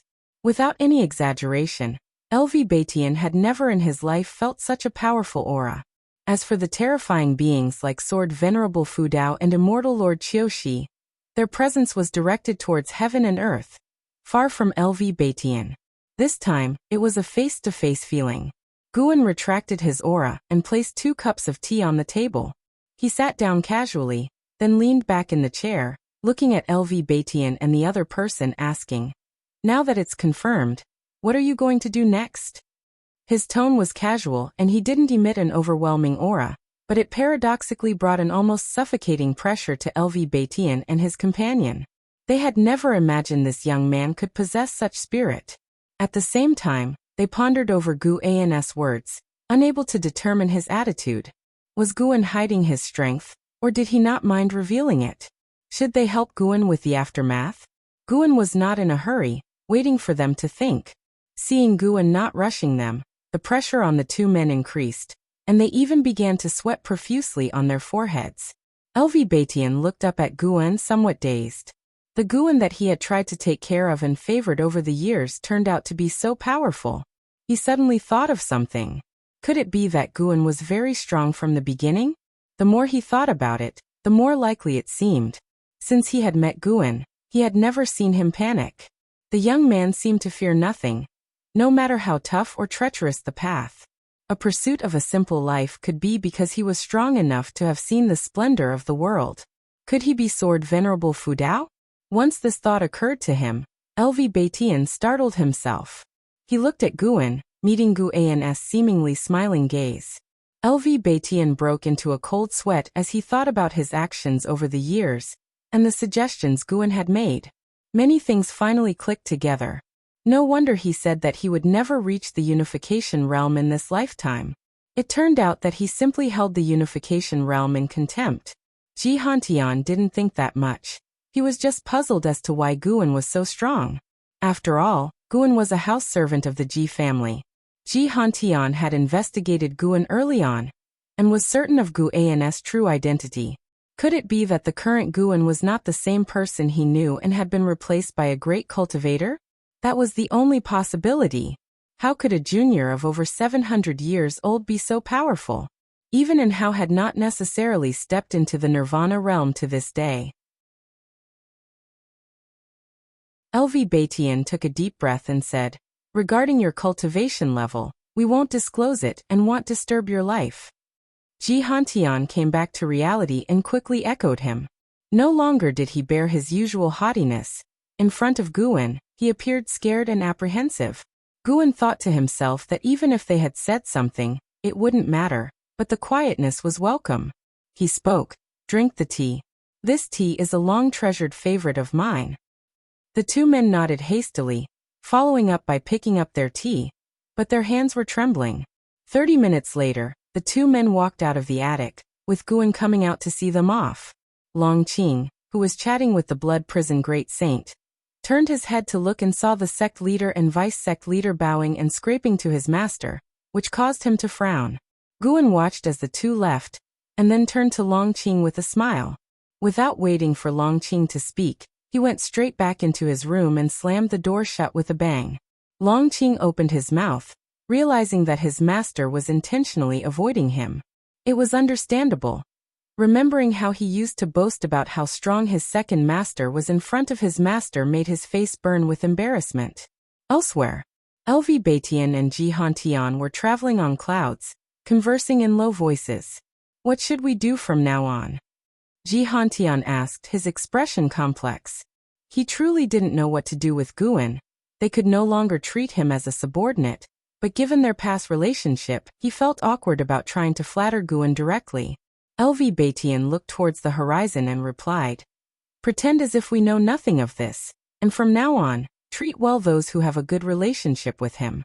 After all, he has worked diligently for the Supreme Sect, and those who are on good terms with him must also have made significant contributions to the Supreme Sect. The Supreme Sect cannot let them go unrewarded." After hearing this, Ji Hantian's eyes lit up. He couldn't help but admire LV Baitian. Indeed, there is a difference between the sect leader and the vice-sect leader. In the days that followed, the rumors about the Third Medicine Valley were suppressed, but in the hearts of the disciples in the valley, Guan had become a mysterious great cultivator. They worked even harder, hoping to gain Guan's favor. Time flew by. During the autumn, Yi Lan and Zhen Qin came to find Guan. The two women climbed upstairs and entered the room. "Master, we're now elders in the Hall of Elders of the subsect. Nowadays, in the subsect, we're second only to one and above 10,000. Zhen Qin said excitedly. Although this had been decided for several months, every time she brought it up, she was ecstatic. Guan raised his eyebrows, surprised. "That impressive?" Yi Lan, on the other hand, stared at Guan and asked, "This must have something to do with you, right?" No matter how great our achievements are, with our cultivation levels as they are, it's nearly impossible to enter the Hall of Elders. Upon hearing this, Zhen Qin turned to look at Guan, thinking he would either be modest or deny it. Instead, Guan answered, "Perhaps someone wants to curry favor with me." At that, Zhen Qin's eyes widened and she asked in astonishment, "Who could use 2 seats in the Hall of Elders to curry favor with you?" Guan proudly said, "I'll be honest with you, I'm very strong now. Without any exaggeration, I could defeat anyone in the Supreme Sect. From now on, you can walk sideways if you like."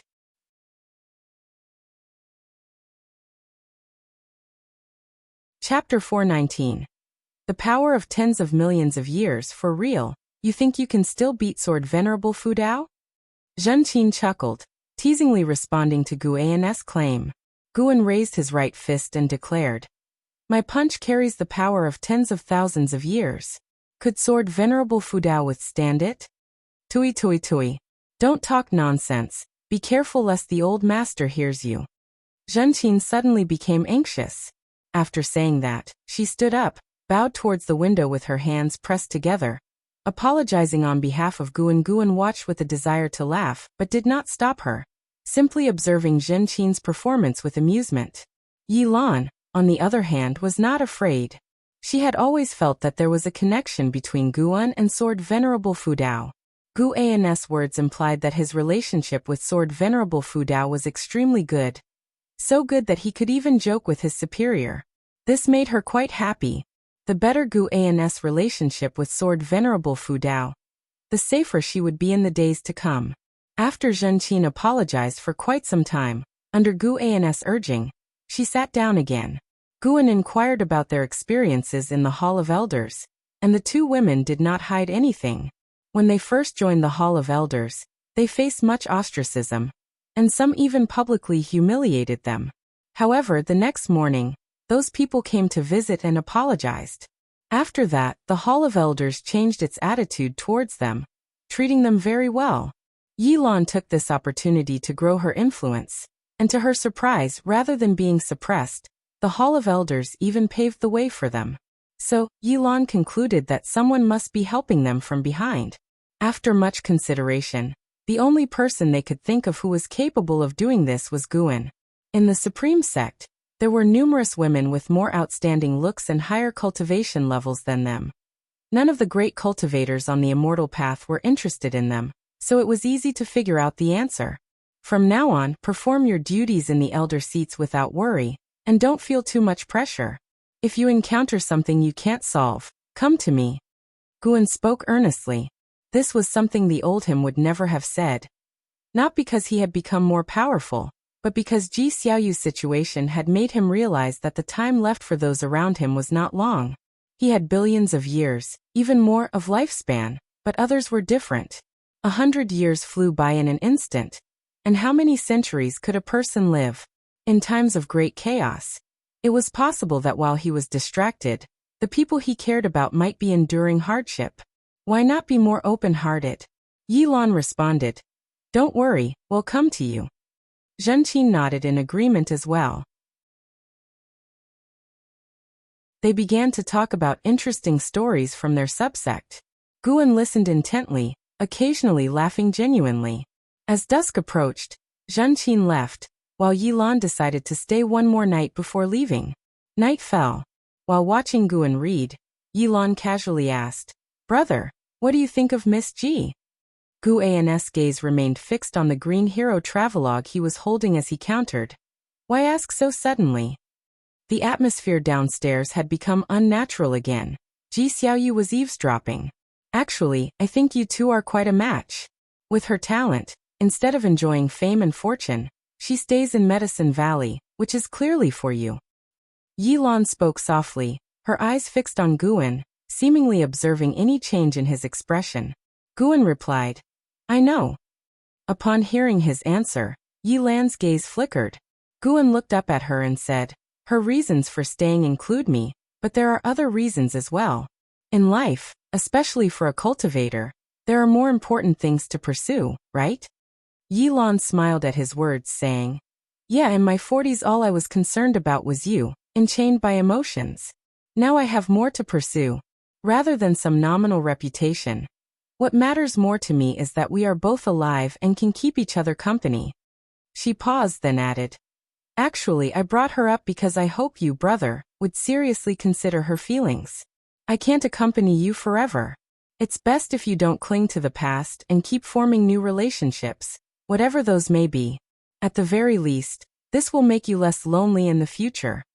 Having caught the eye of Sword Venerable Fu Dao and possessing the primordial reincarnation skill, Yi Lan believed Guan would live a very long time, and she was destined to be just a passerby in his life. Rather than claiming possession, she hoped he would live freely in the future. In her view, her brother deserved all the world's beauty. Guan looked at her without offering comfort, instead smiling and asking, "What's wrong with being alone? The terrible thing is being perpetually alone. Don't worry, I have many friends, and have you ever seen me feeling down? As for Ji Xiaoyu, she too can't accompany me for long. Don't think about how long you can be with me, but what I can do with you and for how long." Yi Lan instinctively wanted to ask what was wrong with Ji Xiaoyu, but she refrained.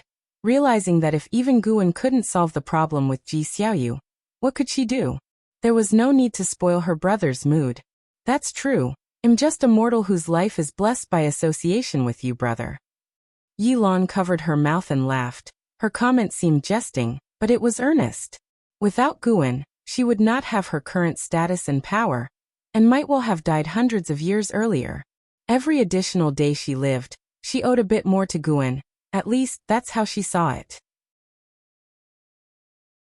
Guan gave her a glaring look and said, "What nonsensical talk? Since when has fate been hierarchical? Meeting you is my good fortune as well." "Really?" Yi Lan's eyes crinkled with laughter, making her look quite charming. Guan raised his hand, placing it on the table with his palm up. Yi Lan hesitated for a moment, then reached out her hand, which Guan took hold of readily. "Focus on your cultivation. Don't worry about what might be or might not be. I will accompany you on the journey of immortal cultivation.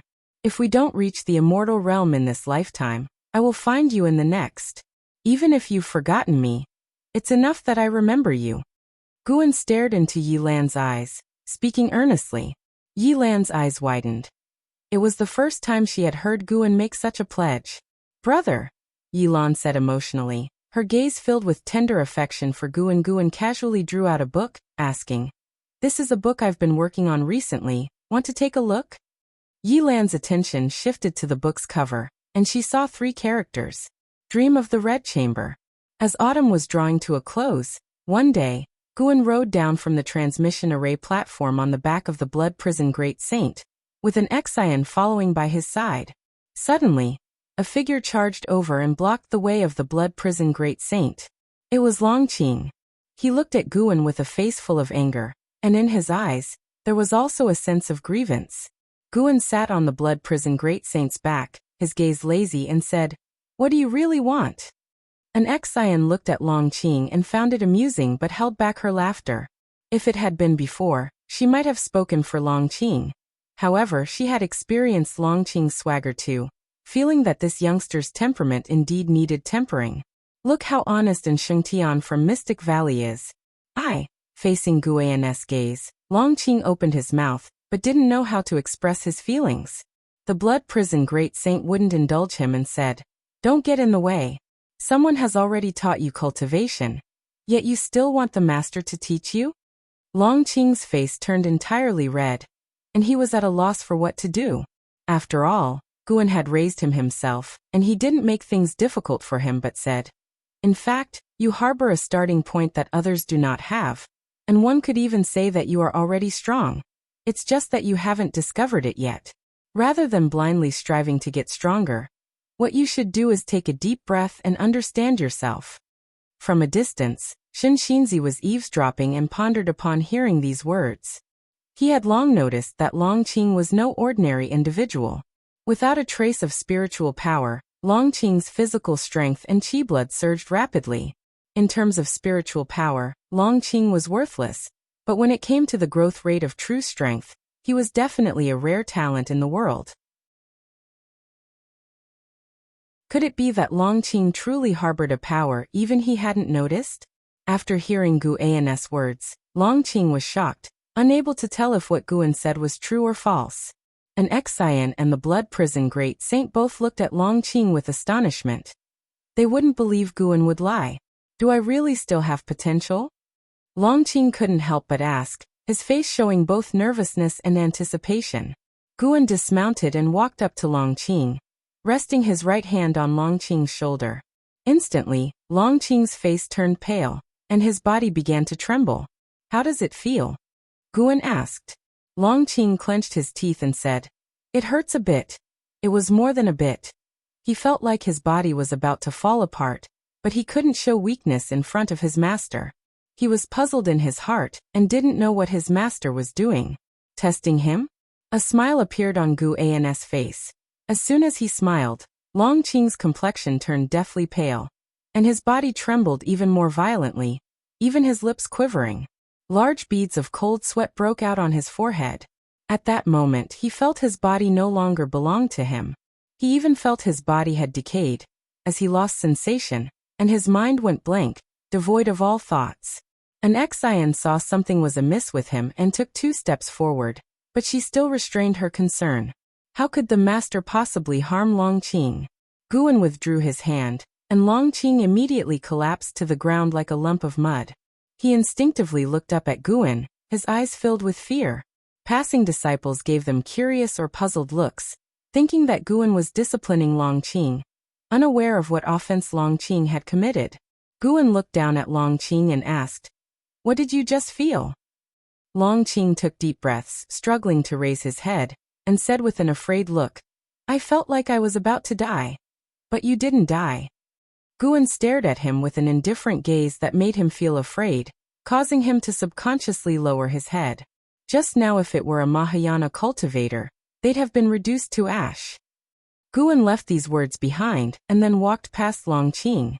Longqing widened his eyes and twisted his head to look at Guan's retreating figure, his expression one of disbelief. An ex-Xian and the blood prison great saint were also stunned. For an ex-Xian, the Mahayana realm was still a far-off dream, while the blood prison great saint was itself a Mahayana cultivator. Was this youngster Longqing already more formidable than a Mahayana cultivator? They both felt it was absurd in their hearts. Shen Xinzi appeared out of thin air in front of Longqing, crouching down to check his body, his face quickly revealing a look of shock. "Impossible," Shen Xinzi murmured to himself, sensing his worldview collapsing. Longqing didn't know what his master was thinking. His mind was echoing Guan's words. If it had been a Mahayana cultivator, they would have been reduced to ash. He recalled the terrifying sensation from before, and suddenly felt it may not have been so scary after all. Meanwhile, Guan's image in his heart soared immensely.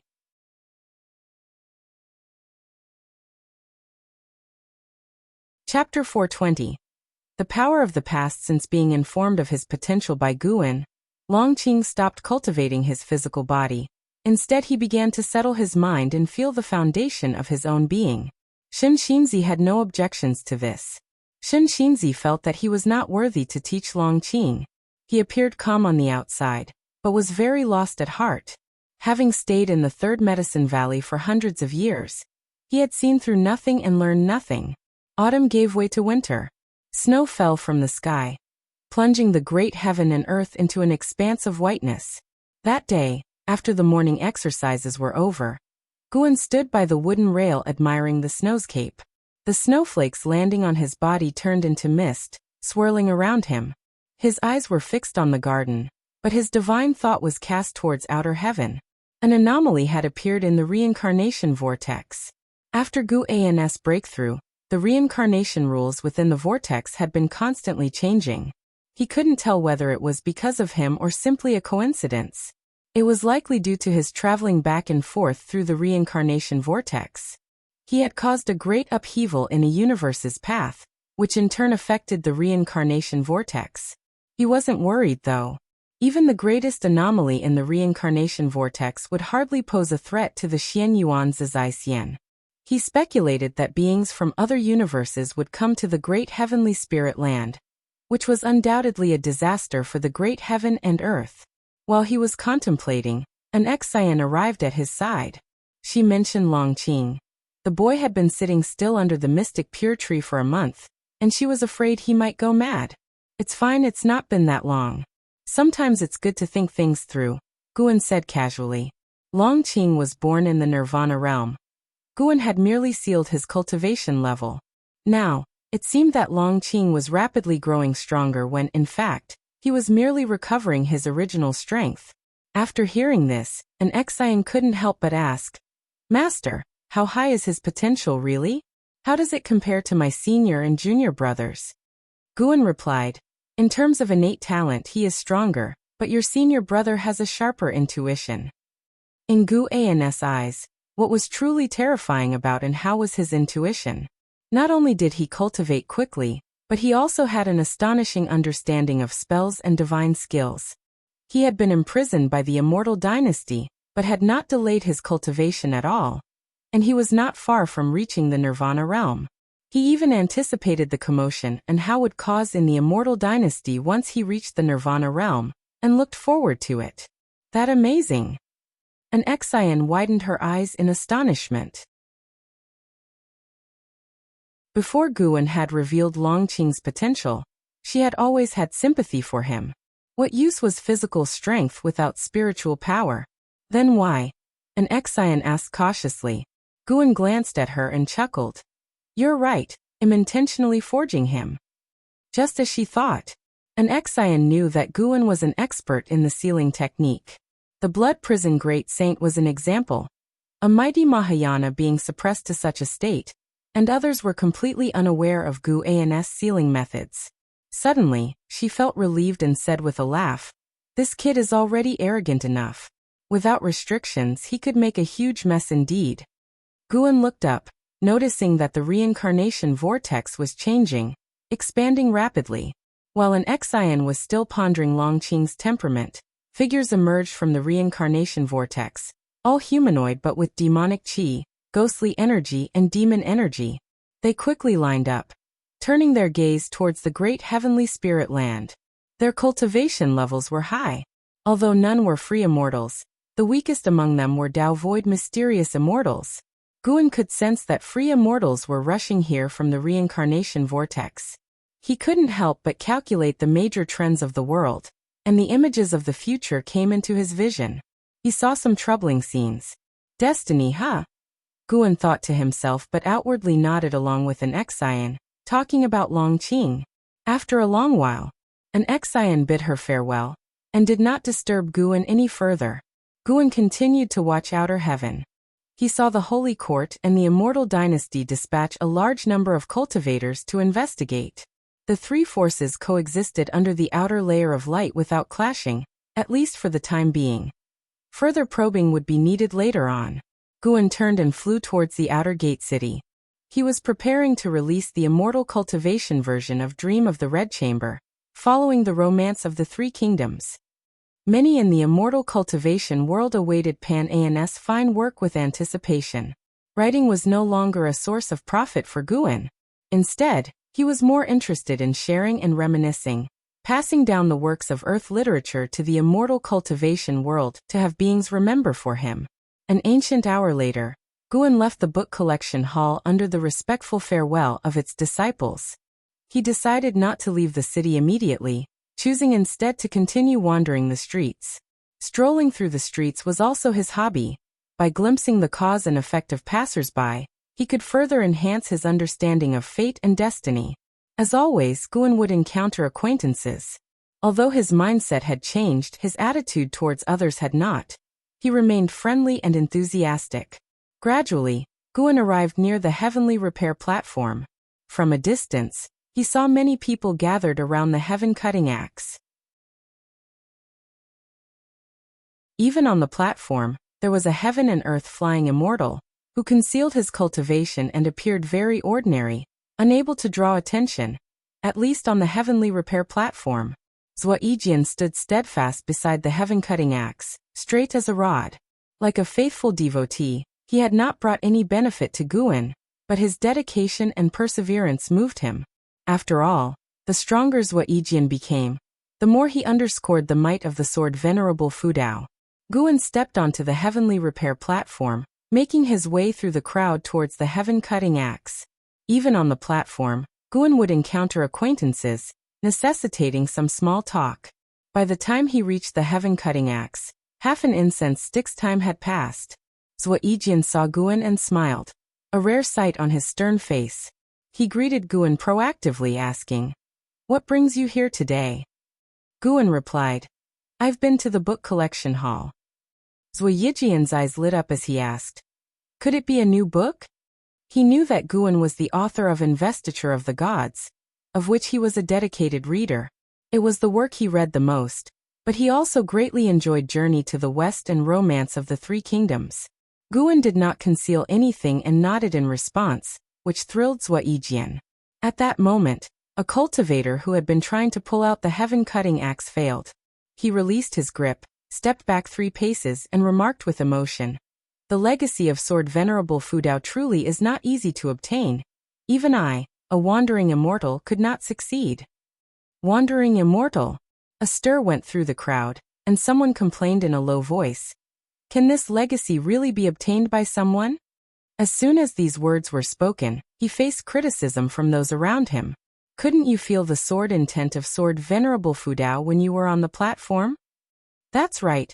Even if you can't obtain Sword Venerable Fudao's legacy, at least you can experience his sword intent, which is a great honor. Sword Venerable Fudao is so formidable. If his legacy were obtained within a few hundred years, it wouldn't seem as precious. That just means the fated person hasn't arrived yet. I really look forward to that day. When it comes, the commotion caused by the heaven-cutting axe will surely shake heaven and earth. Guan listened to the discussions around him and reflected inwardly. Was he being too harsh? Without speaking of someone's talent, to pull up the heaven-cutting axe, one must at least possess the cultivation level of a free immortal. Due to the appearance of the Sun and Moon Netherworld Emperor, Guan had quietly strengthened the mana within the heaven-cutting axe, so none but a free immortal could shake the heaven-cutting axe. He had originally planned to ease the conditions when the destined one arrived, but as it stood, finding someone who met his criteria seemed difficult. Never mind, it was just as well if no one obtained it. A legacy that stands for 10,000 years, a million years, that would become legend, embodying even deeper foundations. Do you want to give it a try? Zuo asked Guan. In the meantime, someone else approached and grabbed the axe handle of the heaven-cutting axe. But just like the person before, no matter how hard they tried, they couldn't move the heaven-cutting axe one bit. Most people who came to the Heavenly Repair platform were there to feel the power of Sword Venerable Fudao. And even if they failed, they had no regrets. As such, those who failed to obtain the legacy left with excitement. Forget it, what I really want to ask is, what are you seeking by staying here so long? Guan looked at Zuo and asked with a smile on his face, as if making small talk. After hearing the question, Zuo shook his head and said, "What can I seek? Being here allows me to comprehend the Sword Dao, and I am already content." Sword Dao, huh? Guan murmured, then cupped his hands and turned to leave. Zuo saw Guan walk away in confusion, and was about to speak when, boom, a majestic sword intent rose from beneath his feet, engulfing his entire body and lifting his robes upwards, fluttering as if they would burst at any moment. Zuo face changed dramatically, his eyes filled with surprise and joy. His gaze followed Guan, who was walking away with his back toward him. All around, there was a sound of astonishment as everyone watched him in shock. Only Guan, turning his back on the crowd and not turning around, seemed out of place, as if he were in another dimension. Could it be? Zuo eyes widened. Guan had just inquired about his aspirations, and now he had received the sword intent of Sword Venerable Fudao. It couldn't be a coincidence. At that moment, Zuo felt a familiar sword intent emanating from Guan. The sword intent of Sword Venerable Fudao. And it was even stronger than his own. It could only be. Zuo was shocked and excited. He felt no anger at being deceived by a junior. Instead, he was pleasantly surprised. Because he liked investiture of the gods. He had always held a wonderful fantasy about Panin, and he had been saddened for a long time upon learning that Guan was Panin. Now knowing Panin was Sword Venerable Fudao, how could he not be thrilled? He didn't believe Guan was a few hundred years old. He must be some old monster in disguise. The thought of how well he had treated Guan over the years filled him with a sense of excitement. Perhaps he had the chance to take Sword Venerable Fudao as his master. As he watched Guan walk in the opposite direction of the crowd, Zuo was filled with infinite longing. Such capability, yet content to cultivate here. What an extraordinary state of mind. The cultivators from all sides marveled at Zuo fortune, as the vast sword intent of Sword Venerable Fudao was directed only at him, clearly a reward. More and more disciples of the Supreme Sect appeared as if from nowhere, gathering atop the Heavenly Repair platform. They saw Zuo enveloped in sword intent and couldn't help but feel delighted. Whoever received the guidance of Sword Venerable Fudao was a treasured asset for the Supreme Sect. And as a community of shared interests, how could they not rejoice? Rumbling, a suppressive roar echoed through the sky, causing all the creatures of heaven and earth to look up. But the cultivators on the Heavenly Repair platform were not concerned. assuming it was an anomaly caused by the sword intent of Sword Venerable Fudao. Walking through the crowd, Guan paused and looked up, his brow lifting. Is this power from the past? Guan thought curiously. His divine thought pierced through the sky, peering into the reincarnation vortex beyond. A powerful entity was descending, one that could directly threaten the safety of the great heavenly spirit land.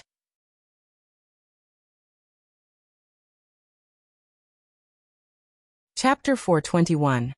Primordial Immortal King. As the cultivator on the heavenly repair platform marveled at Zui Yijian's fortune, the supreme sect sensed something amiss, for the oppressive might enveloping the heavens and the earth grew stronger. The snow filling the sky was becoming sparse, as if the harsh winter was about to end. In the third medicine valley, Shen Xinzi, sitting under a tree, looked up with furrowed brows, beginning to calculate by counting on his fingers. Ji Xiaoyu stepped out from the house, looking up at the snowy heavens, her eyes reflecting the figure of a majestic stature. The Sun and Moon Netherworld Emperor appeared out of nowhere beside her, his expression solemn, and said, "The breath of an immortal king." Ji Xiaoyu turned to look at him, asking, "What is an immortal king?" She had regained many memories from her past life, but there were always gaps. Hence, she could maintain the will of this life. An immortal king is a free immortal who has gathered the chief fortune of heaven and earth in oneself, having undergone reincarnation tribulation. Their mana is said to penetrate the heavens and be unmeasurable, said the Sun and Moon Netherworld Emperor, looking up with a serious expression on his face. He continued, "The aura of this immortal king is off, there's a strong scent of death." "What does that mean?" Ji Xiaoyu asked, her brows knitted. "I'm not sure, but one thing is certain, the great heavenly spirit land is facing a great disaster." The Sun and Moon Netherworld Emperor took a deep breath, his eyes flickering, seemingly deep in thought. After hearing this, Ji Xiaoyu shifted her gaze back to the sky, observing the strange phenomena above. The snow melted, the clouds churned, and the sky gradually darkened, the oppressive atmosphere between heaven and earth intensifying, making more and more beings feel uneasy. Guan watched for a while, then walked toward the edge of the heavenly repair platform. Zui Yijian was still absorbing the sword intent refinement from Sword Venerable Fudao, his thoughts being drawn into a state of path enlightenment, forgetting about external matters. When Guan descended from the heavenly repair platform, the disciples of the outer gate city finally noticed the anomalies in the sky. At the same time, in outer heaven, in the void, figures knelt, facing the reincarnation vortex, which had grown larger than ever, with a majestic figure radiating light appearing faintly visible in the darkness at the center of the vortex. Before this figure, all the powerful figures under the reincarnation vortex seemed insignificant. The cultivators from the Immortal Dynasty and Holy Court who rushed here changed their expressions drastically at the sight of the figure in the reincarnation vortex. What is that? Such a terrifying aura. How high must his cultivation level be? Be careful, everyone. That figure is neither human nor demon. It must be an evil spirit. Could it be a heavenly demon? But why wouldn't they come from the silent destruction domain? Why do I feel this figure looks somewhat familiar, as if I've seen it somewhere before? As the two factions of beings discussed, they held their Dharma treasures, ready for battle. The figures kneeling under the reincarnation vortex all looked up, their eyes intently fixed on the figure within the vortex, their expressions filled with fervor. Suddenly, an immortal spirit from the Immortal Dynasty burst out shouting, "The primordial immortal king!" At this utterance, the side of the Immortal Dynasty was in uproar, the immortal spirits greatly shocked, their gazes towards the reincarnation vortex filled with disbelief. On the side of the Holy Court, a few strong cultivators who had heard of the name of the primordial immortal king also showed a look of horror. All celestial ranks returned to the Holy Land.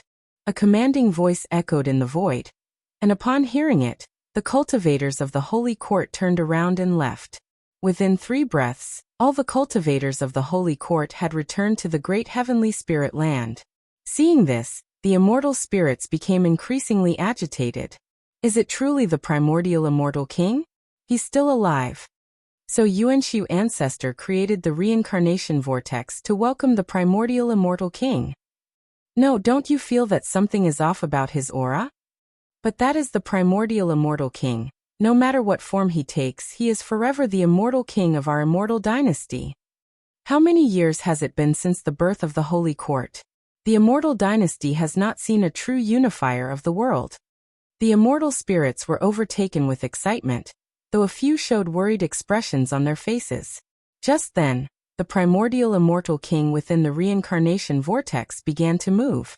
He slowly emerged from the darkness, a terrifying aura reminiscent of an ancient demon god surging from the vortex, unstoppable like a river bursting its banks. The immortal spirits within the void fell silent, merely staring at him in shock. Holy Court on a grand hall. The holy minister stood before the holy throne, looking up at the starry sky, his brow furrowed and his gaze stern. Around him stood numerous figures, all second-rank celestial beings of the holy court, the holy gods. Each one a divine thought, true immortal. An old woman dressed in a white-lit feathery robe spoke up. Holy minister, the arrival of the primordial immortal king is surely directed at us. Regardless of why he has resurrected, we must devise a strategy. The other holy gods agreed, their demeanor calm but their words clearly filled with apprehension towards the primordial immortal king. With the primordial immortal king, the immortal dynasty now had 3 free immortals. In terms of top-tier strength, the Holy Court was now completely outclassed by the immortal dynasty. How could they not feel alarmed? Over the years, although the Holy Court had withstood the onslaughts of the immortal dynasty, anyone with clear sight could see that the Holy Court could not turn the tide and decisively defeat the immortal dynasty within a short period. Now with the emergence of the primordial immortal king, what would happen next was foreseeable. The holy minister with a stern face said, "What strategies do you propose, my lords?" Upon hearing this, the holy gods suddenly fell silent. Facing a free immortal, any plan was meaningless. Only a free immortal could confront another free immortal. One of the holy gods looked at the holy minister and asked, "When will you begin your breakthrough?" The holy minister had been preparing to break through to a free immortal status, but such a matter could not be rushed. It required ample preparation. And for the holy minister, this tribulation crossing was a life-or-death challenge, naturally not to be undertaken lightly. The holy minister looked at him and said, "If not for some people shirking their responsibilities, I might have already succeeded in my tribulation crossing. We are all contributing to the holy court. I don't know why some clutch onto their chief fortunes so tightly, either in seclusion unable to act rashly, or having just released it, unable to retrieve it immediately." He wanted to leverage the entire chief fortune of the Holy Court for his breakthrough, but once chief fortune was linked with a person, it could not be withdrawn easily. Losing chief fortune would disturb the mind and bring ominous luck. This could not be forced and must be discussed thoroughly with the higher and lower echelons of the Holy Court, to draw out some of the chief fortune without causing the collapse of the Holy Court. Moreover, the Holy Court was still contending with the immortal dynasty. Faced with the holy minister's interrogation, that holy god turned pale and did not make a sound. Another holy god spoke up. "It's too late even for the holy minister to make a breakthrough now. What we need is a free immortal who can join the fight immediately." An old man with a wooden staff stroked his beard and asked, "Are you referring to Sword Venerable Fudao?" Silence descended upon the great hall, the holy gods then turning their gaze towards the holy minister, causing him to furrow his brow. The holy minister cursed inwardly. If Sword Venerable Fudao had been so easy to convince, he would have joined the holy court long ago. Knowing that Sword Venerable Fudao might possess the cultivation of a free immortal, while the holy minister was pleased and relieved, he was also wary. A free immortal who would not reveal his true identity, who wouldn't rethink their assumptions.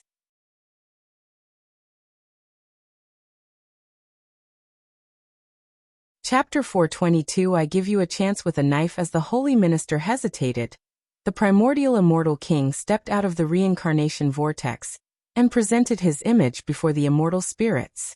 The primordial immortal king had a towering figure, his clothes worn and tattered, and the upper body was left with only strips of cloth drifting slightly. His long hair was spread over his shoulders, emitting a wild and fierce aura. His strands of hair, like the gray rivers of the wilderness, fluttered, stirring the clouds like dragons churning the river. causing the Tao spiritual energy around him to twist, forming a visual impact that could be seen with the naked eye.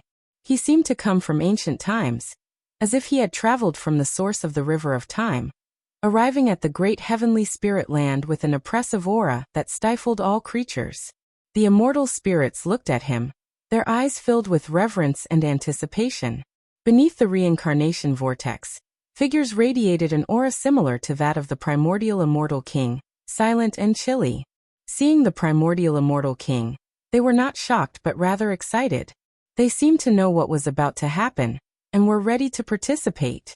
Phew! The primordial immortal king slightly opened his mouth and exhaled a scorching breath. His eyes filled with bloodshot veins as his pupils gradually regained their luster. His gaze first fell upon the figures beneath the reincarnation vortex before shifting to the many immortal spirits in the distance. Facing his gaze, the immortal spirits still felt fear, with some instinctively stepping backward. Different from the primordial immortal king they imagined, this one radiated a dangerous presence, making them feel weird and horrified. Now, the primordial immortal king began to speak, his voice hoarse, making the void of outer heaven even more oppressive. He had not finished speaking when he suddenly opened his mouth and let out an enraged roar. This roar was earth-shattering. Every creature in the great heavenly spirit land heard it. Even Tian Yaoer, Tian Qing, Tian Bai in the hidden spirit palace, and the deep-sea dragon carps in the Nianchu cave were frightened. It felt as if they were suddenly awakened from a dream.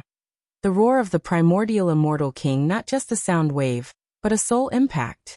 Hearing his roar, all beings felt fear, unable to calm themselves. Creatures on land saw the afterimage of the primordial immortal king in the sky, akin to a mirage, his enormous roaring figure casting an oppressive presence that made their hearts skip. At this moment, Guan stood on the streets of the outer gate city, the surrounding cultivators all looking up at the sky with expressions of dread. In front of Guan, the son of the demon emperor, Xie, was also looking at the sky, his brows furrowed. "What's that?" Xie murmured to himself. Guan remarked, "It looks like big trouble is coming." The two came across each other rarely, exchanging a few pleasantries before the roar of the primordial immortal king interrupted them. Originally, when the demon land invaded the land of the human race, Xie, the son of the demon emperor, sneaked into the supreme sect and had stayed for hundreds of years. Now he had become one of the high-ranking individuals of the supreme sect, helping the cultivators of human race establish connections with the demons. At first he and Guan got along very well. As time went by and their statuses diverged, they drifted apart. Taking a deep breath, Xie said, "Indeed." Then he looked down at Guan with a smile and said, "Don't worry. The supreme sect is now the safest place in the world." Guan nodded and continued their casual conversation. Perhaps because of the appearance of the primordial immortal king, Xie had the rare patience and started talking about the current strength of the supreme sect. Meanwhile, in the outer heaven, before the reincarnation vortex, the primordial immortal king stood suspended. He was no longer roaring, his arms hanging loosely. He suddenly looked in the direction of the immortal dynasty. When his gaze suddenly fell upon them, the immortal spirits couldn't help but tremble with fear. The primordial immortal king showed a fierce smile, his eyes narrowed, and in an instant, the entire void was filled with countless eyes of varying sizes, all belonging to the primordial immortal king. Each immortal spirit felt the horror of being watched by countless enemies. Before they could escape, the eyes in the void exploded open, and the immortal spirits' faces drastically changed. They were unable to speak, to run away, as their souls uncontrollably flew out of their bodies towards those eyes. This scene was incredibly eerie, causing the powerful beings who were using divine thought and divine sense to peek into the great heavenly spirit land to shudder in fear. The immortal dynasty did not send reinforcements, and let these immortal spirits have their souls snatched away. Quickly, all those souls were absorbed by the eyes of the primordial immortal king, who then closed his eyes. The eyes spread throughout the void vanished all at once. When the primordial immortal king opened his eyes again, the blood in his eyes had disappeared, and the deathly aura around him had dissipated a lot. He looked more like a living spirit. He smiled again and blew a breath towards the corpses of those immortal spirits. and thousands of them turned into ash in an instant. Welcome back, immortal king, from your exile in Xianyu. A mysterious man who flew out of the reincarnation vortex raised his head and shouted loudly. At his call, the other figures of the reincarnation repeated his words, and the name of the immortal king echoed through the cosmos. The primordial immortal king raised his right hand, and the great heavenly spirit land trembled slightly. The sea of clouds churned, as a patch of ocean suddenly exploded, with terrifying waves shooting up to the sky. A mysterious black object like a mountain surged from the seabed, scattering the clouds and swiftly flying towards the primordial immortal king. Boom! The primordial immortal king caught the incoming object with his right hand. A massive black saber with a handle as long as a mountain ridge, carved with mysterious patterns, the blade thick, seemingly unsharpened, completely black, emanating no aura. Viewed from this position toward the great heavenly spirit land, in the direction from which the black saber had come, the sea of clouds was spreading open to reveal a massive hole. Beneath the hole, a blue expanse was faintly visible, a crack appearing and widening. The gaze of the primordial immortal king fell upon the black saber in his hand, and he murmured to himself, "It's been a long time since I held you. I truly miss the days we fought side by side."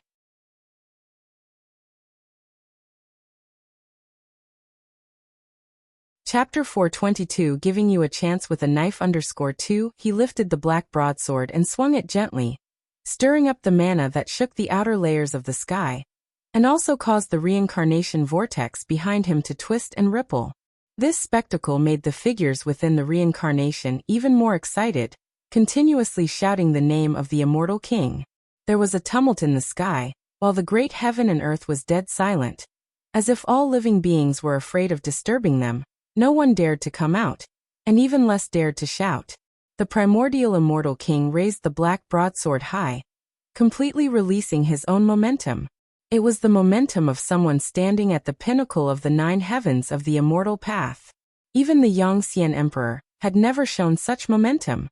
Far away in the immortal dynasty, the Yangxian emperor stood atop the golden palace, gazing up at this scene, while the ancient immortal emperor appeared out of nowhere beside him, his face ashen. "Was this also part of your plan?" the ancient immortal emperor asked in a deep voice. The Yangxian emperor, with an expressionless face, countered, "Would I resurrect another emperor of the immortal dynasty to replace myself?" After hearing this, the ancient immortal emperor furrowed his brows and asked in astonishment, "Then who could it be?" The Yangxian emperor said softly, "It seems that Yuanshu ancestor had another reason for opening reincarnation, and perhaps this was all part of the primordial immortal king's calculations."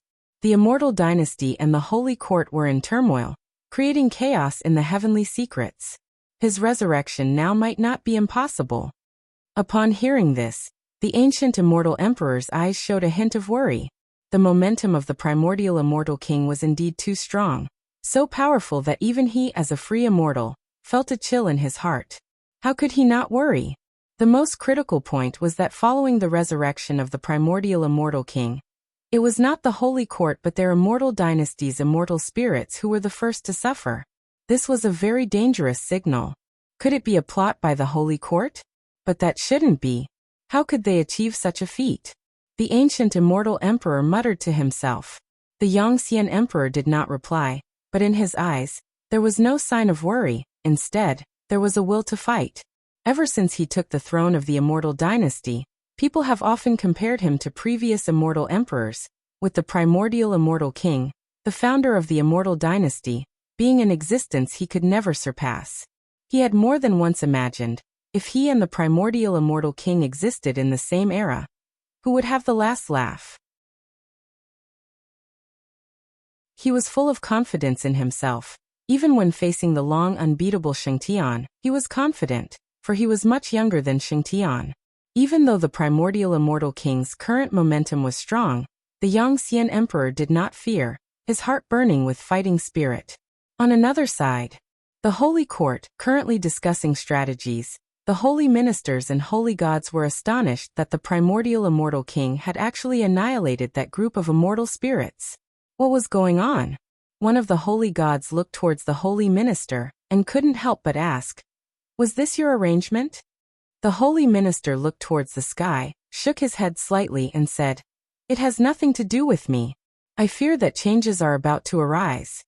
Upon hearing this, the holy gods became even more puzzled. They did not feel the delight, but rather a sense of unease. Who, after all, was behind all this? In front of the reincarnation vortex, after the primordial immortal king felt the power of the black broadsword, his left hand reached towards his head. There is still something missing. The primordial immortal king muttered to himself, his gaze following to the great heavenly spirit land, his eyes fixing there, the corners of his mouth lifting, and then he vanished into thin air. The supreme sect within the outer gate city. Guan was listening with great interest. With the information obtained from Dixie's mouth, the supreme sect had indeed become powerful, even extending a vast network of relationships overseas. It all revolved around one person, Sword Venerable Fudao. Overseas powers, out of respect for Sword Venerable Fudao, responded very enthusiastically to the supreme sect's attempts at forging alliances, especially after Sword Venerable Fudao took action. This enthusiasm rose to a whole new level. Dixie was about to recount last year's battle on Golden Scorpion Island, where the supreme sect had established no small reputation, proving that, even without Sword Venerable Fudao's intervention, their strength was formidable. Boom! A figure descended from the sky, crashing down onto the street behind Guan, sending stones flying, and cultivators nearby were blown away. Guan's robe, too, was fluttered by the blast. Dixie's pupils suddenly dilated. He immediately flashed behind Guan, shielding him. But the next second, he regretted it because he saw the true face of the comer. It was the primordial immortal king. The roaring figure of the primordial immortal king was still imprinted in the sky, and the surrounding cultivators instinctively looked up, and then back at the primordial immortal king. Whoosh! The cultivators scattered like a receding tide, with some even leaping up, flying towards the distance. Dixie, however, stood rooted to the spot, his legs as if they were filled with lead, unable to move. He was afraid, but for some unfathomable reason he did not run away. All he could hear were his heartbeat. The primordial immortal king looked emotionless as he stared at Guan. In front of him, both Dixie and Guan seemed so insignificant, the disparity between their auras vast. "Junior, do you know the origin of the crown you wear?" Hearing the primordial immortal king's inquiry, Guan turned and looked at him, then pointed to his own immortal king crown and asked, "Could it be that this crown belongs to you?" The primordial immortal king's lips curled up as he said, "That's right, it's mine. This treasure was crafted by me when I stepped into the 9th level of the immortal path. It is called the immortal king crown, and it is capable of swallowing the chi blood of living beings, storing mana. 9th level of the immortal path. Immortal path supreme treasure." Upon hearing this, Dixie nearly died of fright, with large beads of cold sweat covering his face. Such an entity, he had no power to resist it. Not just him, the entire supreme sect might face the danger of annihilation. He even began to resent Guan. How could you pick up such a crown with such a history? He had already been puzzled before, noticing that Guan's immortal king crown had many notches, obviously meant for setting jewels. Yet the fool hadn't done so because they simply wouldn't fit. Guan looked at the primordial immortal king and asked, "So? You want it back?" Cultivators in all directions watched tensely, and although the primordial immortal king was fearsome, this was the supreme sect, where many disciples bore the responsibility of protecting their sect. Hearing Guan's words, they cursed inwardly. Has this kid gone mad? To actually provoke such a terrifying entity. The primordial immortal king narrowed his eyes, sizing up Guan. The primordial immortal king has become hostile toward you, wanting to grind you to dust. Would you like to use lifespan detection on him? Guan chose to probe conveniently. Primordial immortal king, 9 layers of the free immortal realm 0/0/0, all zeros. Not a living thing. Guan felt a pang of regret in his heart. The primordial immortal king was worth less to him than a chi cultivation realm cultivator, right before his eyes. The primordial immortal king took a step forward, coming before Dixie, whose pupils trembled violently, his body shaking as he was engulfed by shadow. Looking down at Dixia, the primordial immortal king said coldly, "Mortal, you seek to block my path?" In the distance, figures appeared, all great cultivators of the supreme sect, including the nine-fingered divine lord and Shinshinzi. They looked at the primordial immortal king, their hearts pounding with fear. Such a terrifying aura. Who exactly is this person? Dixia was unrecognizable compared to his usual self, appearing so bedraggled. He wished to speak, even if just to beg for mercy, yet he couldn't muster the strength to do so. And it wasn't just him. Cultivators from the supreme sect all around remained silent as cicadas in winter, not daring to make a move. The fact that they chose not to flee already showcased their utmost courage. Neo, the primordial immortal king's gaze turned stern, his voice thunderous like a roaring explosion, startling everyone to tremble. Dixia turned pale with fright, his legs went weak, and he collapsed. But just as his knees were about to touch the ground, a hand from behind grabbed his arm, pulling him back up. It was Guan. While holding Dixia, Guan looked towards the primordial immortal king. The nine-fingered divine lord, perched on a rooftop afar, was secretly shocked. Who in the world was this kid? Having a vivid memory of Guan's recent standoff with the Sun and Moon Netherworld Emperor, he became curious about Guan, though he dared not inquire. Dixia, gripped by Guan, inexplicably felt a sense of relief wash over him. He turned to look at Guan, wanting to say something, but upon seeing Guan's stern face, he found himself speechless. He was overwhelmed by Guan's demeanor. He couldn't help but feel an involuntary awe in his heart. The primordial immortal king looked at Guan, his eyes flashing with a strange light. He raised the black greatsword in his hand, holding it high above his head, ready to strike Guan. "Be careful." A supreme sect disciple shouted out loud, having once been a disciple of the Third Medicine Valley, and forever grateful to Guan. Seeing Guan in danger, he instinctively warned him. That was all he could do. Guan slightly tilted his head, staring at the primordial immortal king, and said, "I'll give you one chance to strike, just one." Upon hearing this, a chill shot through the primordial immortal king's eyes. He twisted his wrist and savagely brought the sword down. Half kneeling, Dixia looked up, his eyes obscured by the black sword, his face filled with despair. Boom! The sword struck down. The black greatsword instantly dissipated, and along with the primordial immortal king, it turned into ash. The terrifying surge of energy crushed the surrounding buildings, and even the clouds in the sky scattered. Guan stood his ground, expression unchanged. Only his hair and robes fluttered ceaselessly, as if fierce flames were raging around him.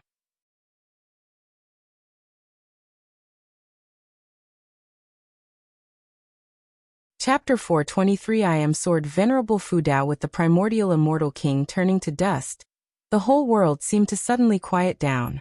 Supreme Sect's cultivators were all left staring at Guan, their eyes brimming with shock, while Dixia, standing before Guan, was dumbfounded, his body rigid. The nine-fingered divine lord and Shinshinzi were also as still as wooden chickens, unable to believe their own eyes. Guan's face was expressionless, and there was a slight sense of regret in his heart. Could even a powerful free immortal not break through his protecting Tao divine essence? He did not strike back just now. The primordial immortal king was destroyed by his own power, and the protecting Tao divine essence, both body and soul, completely obliterated. Regrettably, since the primordial immortal king was not a living being, Guan was unable to seize any lifespan. More and more figures appeared out of thin air, all of them great cultivators from the supreme sect. Looking at the street where Guan was standing, they all frowned as the strong presence of the primordial immortal king still lingered in the air. Looking at the mess on the street, they couldn't help imagining the recent tumult. Guan raised his right hand. Streaks of black air appeared out of nowhere, burrowing into the center of his palm. He then casually put his hand into his sleeve, and nobody saw what it truly was. He looked down at Dixia and asked, "Brother D, are you all right?" Dixia came back to his senses. With Guan's help, he shakily stood up. Looking at Guan, all was difficult to hide in his eyes. "You." Dixia's lips quivered as he wanted to ask about Guan's identity, but feared giving offense. Sword. Venerable Fu Dao. A cry of shock came from afar. As the words were spoken, the quiet was broken, and noise rose from all around, rapidly turning into an uproar. Disya also guessed this. The primordial immortal king claimed to possess the 9 heavens of immortal path cultivation level. Who else could slay an entity with such mastery within the supreme sect, if not Sword Venerable Fudao? He turned out to be Sword Venerable Fudao. Disya looked at Guan, whose smile was mild. His Taoist heart could not calm down. Recalling the years of interaction with Guan, he felt ashamed and frightened. Thankfully, he had never looked down on Guan, as he had never been disrespectful in their exchanges. Guan couldn't hear his inner voice but could probably guess it. For Guan, it was just amusing. There was no feeling of being slapped in the face. He always enjoyed socializing and never demanded too much. A smile from others was already nice. There was no need to ask for more. Is he Sword Venerable Fudao? No, it's more likely that Sword Venerable Fudao protected him. Indeed, we didn't see him take action. It must have been Sword Venerable Fudao who acted. That man is Guan, the Valley Master of the Third Medicine Valley. Go Chess and Gomoku were all invented by him. I know him. He definitely isn't Sword Venerable Fudao. I've also known him for hundreds of years. He is extremely kind-hearted. Perhaps he has met Sword Venerable Fudao, who is incognito, so Sword Venerable Fudao came to his aid. I wonder if that guy just now is dead. As more and more disciples began to talk, the tone quickly changed. With the voices of people familiar with Guan speaking up, many believed that it was Sword Venerable Fudao who had protected Guan, not that he was Sword Venerable Fudao himself. Of course, some still thought that Guan was Sword Venerable Fudao, because he was too composed in the face of the primordial immortal king. Even if he was not Sword Venerable Fudao, he must have a close relationship with him. Otherwise, he could not be so fearless. LV Baitian, Ji Hantian, Gu Zong, and other high-ranking members also appeared one after another. Upon seeing Guan, LV Baitian breathed a sigh of relief. He gave Ji Hantian an instruction and then appeared beside Guan. Let's talk somewhere else, LV Baitian said in a low voice, glancing at Disya with a look full of mystery. Guan nodded slightly, then followed LV Baitian away. As Disya watched Guan's retreating figure, he was about to speak when 2 figures appeared out of nowhere in front of him. Come with us, one of them said coldly. The oppressive feeling of the immortal path realm enveloped Disya, leaving him no choice but to comply. The street was quickly sealed off, the spectators were dispersed, the celestial phenomenon above, and the remaining clouds gradually disappeared, and the snow continued to fall. Streams of shooting stars lit up the sky. Figures emerging from the reincarnation vortex. They were descending into the great heavenly spirit land everywhere. Is it over? What happened? The ancient immortal emperor asked, furrowing his brows, still alone with the Yangxian emperor in the great hall. Yangxian emperor also sensed that the presence of the primordial immortal king had abruptly ceased. He pondered and said, probably Sword Venerable Fudao made a move. The place of the primordial immortal king's descent, Yangxian emperor would not forget. That was a place that brought shame to the immortal dynasty. Slain by Sword Venerable Fudao, a powerful heavenly spirit, the immortal dynasty dared not seek revenge, a situation that naturally caused extreme dissatisfaction within its ranks, towards the higher-ups, and towards Yangxian emperor. Although Yangxian emperor was wary of Sword Venerable Fudao, he did not expect Sword Venerable Fudao to cause the momentum of the primordial immortal king to vanish so quickly. Taitsong continent. What exactly happened there? Yangxian emperor suddenly wanted to take a trip there. At this moment, not only he but even the holy minister of the holy court wished to visit the supreme sect. Such a domineering primordial immortal king. It was not likely that he would have subdued his presence upon arrival. It was highly possible he had been suppressed. Sword Venerable Fudao, who exactly are you, a sacred being, and what is the purpose of hiding your identity? The holy minister sat on his sacred chair, his gaze deep in thought. The holy gods in the hall were also discussing the matter. The sudden disappearance of the aura of the primordial immortal king made them uneasy, regardless of the outcome. An hour later, Guan leisurely returned to the Third Medicine Valley. Just as he got back, he was surrounded by a throng of disciples. News about what had happened in the outer gate city spread rapidly. Guan's name, and that of Sword Venerable Fu Dao were widely circulated, though stories varied. However, one thing was certain, Guan was very likely related to Sword Venerable Fu Dao. The disciples had heard before that their master's cultivation level was extraordinary. Now hearing this, how could they not be excited? Facing their inquiries, Guan said helplessly, "I must confess, I am Sword Venerable Fu Dao. I have always interacted with you in the guise of an ordinary valley master of Medicine Valley, but in return, you have not shown enough reverence for me." This intervention was unexpected. As soon as these words were uttered, they immediately provoked exclamations from the disciples. Yu Yingying in the crowd couldn't help but snort. What an act! She also harbored doubts in her heart. Previously, Shen Xinzi had wanted to kill her, but then suddenly stopped. Could it be related to Guan? Is Guan truly Sword Venerable Fu Dao? That should not be the case. She had heard from Xian Tianyi about his life story, and he was just over 700 years old now. At such an age, how could he be Sword Venerable Fu Dao? His flippant tone made it impossible for her to speculate wildly. Not just her, the other disciples also felt that way, always feeling that Guan seemed to be joking. Guan did not elaborate further, letting them guess. Was it true or false? Letting a bit of suspense remain in life was rather interesting. It's worth mentioning that previously, LV Baitian had assured him that he would find a way to suppress this incident. LV Baitian thought that Guan's intervention was to protect the Supreme Sect. Of course, he had more reasons hidden in his heart. He feared the exposure of Sword Venerable Fu Dao's true identity, which was also the thought of the Supreme Sect's core leadership.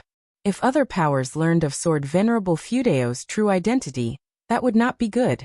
They were not afraid of Sword Venerable Fu Dao getting into trouble, but rather someone enticing him away. The Holy Court was the best example. Guan freed himself from the disciples' entanglement, and went to his own loft, and then was properly blocked by Ji Xiaoyu. Was that commotion caused by you? Ji Xiaoyu asked. Guan shook his head and said, "Somebody fell from the sky, wanted to steal my crown. He was about to chop at me. Then suddenly he vanished." As he spoke, he patted his chest, showing a scared expression. Ji Xiaoyu, pensive, couldn't help but feel a sense of familiarity with Guan's description. Seeing her distracted, Guan didn't continue talking and entered alone. When Guan closed the door, Ji Xiaoyu was startled awake. She turned her head to look at the second-floor door, her eyes filled with disbelief. Could it be the Heaven and Earth Path Gang? Even so, to think of extinguishing such an existence. Ji Xiaoyu was filled with shock, Guan becoming incredibly mysterious in her mind. As time passed, the incident at the outer gate city quickly spread, and even with the efforts of the Supreme Sect to suppress it, the name couldn't be stopped. Various powers heard of one name, Guan. After returning to his room, Guan took up the Green Hero Travelogue.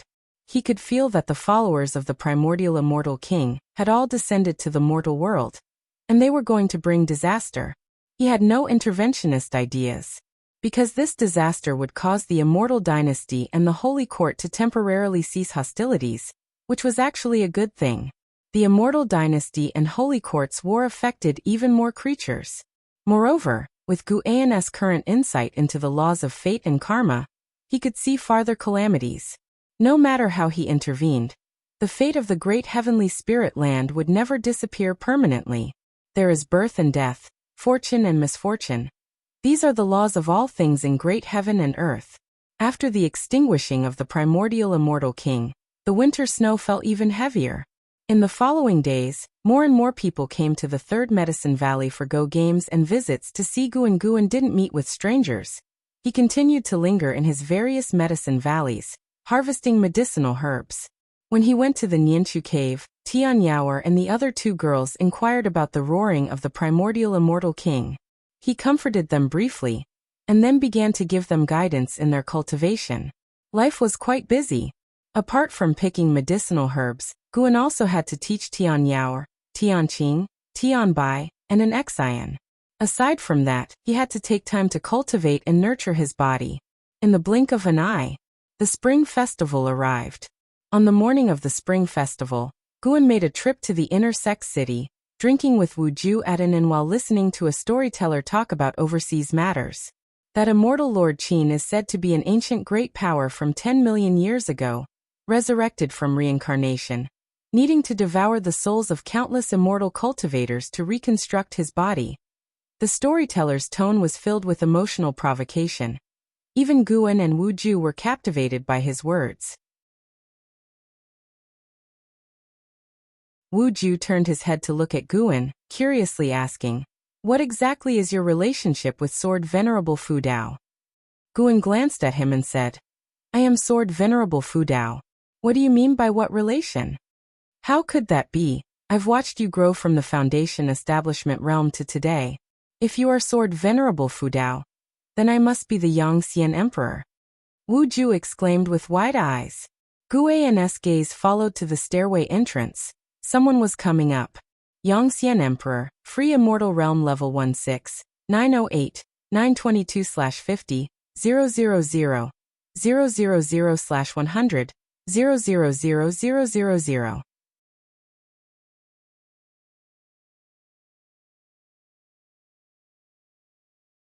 Chapter 424. Giving Face to Seniors Over 6 Million Years Old, a Free Immortal. A lifespan of 50 million years. The ultimate lifespan of 100 million years. Truly worthy of being the current lord of the immortal dynasty. Guan looked at Yangxian Emperor, and felt deeply moved as these numbers demonstrated the emperor's formidable power. Wu Ju continued to refer to himself as the Yangxian Emperor, oblivious to the true Yangxian Emperor approaching. The Yangxian Emperor, dressed in a purple robe with a handsome face, exuded a transcendent aura even without donning the golden robe and crown of an immortal emperor. His eyes were particularly bright and piercing, his brows hardly concealing his pride. The arrogance nurtured over millions of years made him unforgettable at a glance. The Yangxian Emperor did not glance around the second floor, his gaze fixed directly on Guan. He walked towards Guan, reaching Wu Ju's side, and upon hearing the name Yangxian Emperor mentioned, he remained unperturbed. Looking at Guan, he extended his hand in greeting and said, "Taoist friend, may I sit and chat with you?" Guan glanced at him and nodded slightly, following which the Yangxian Emperor sat down. Wu Ju observed the Yangxian Emperor, sensing an extraordinary poise in him. "Do you know each other?" Wu Ju curiously asked, aware of Guan's strong networking skills and friendships across the Supreme Sect, which he greatly admired. Before displaying his talent, he had not one friend. Guan replied, "We do not know each other, but to meet is fate, is it not?" Upon hearing this, the Yangxian Emperor smiled and nodded in agreement. Guan waved his right hand, and a jug of wine rose up, settling gently in front of the Yangxian Emperor. "Drink this jug of wine, and see if you would like to be friends with us," Guan said nonchalantly.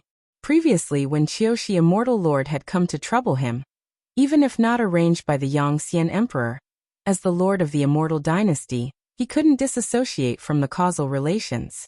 The Yangxian Emperor narrowed his eyes upon hearing this.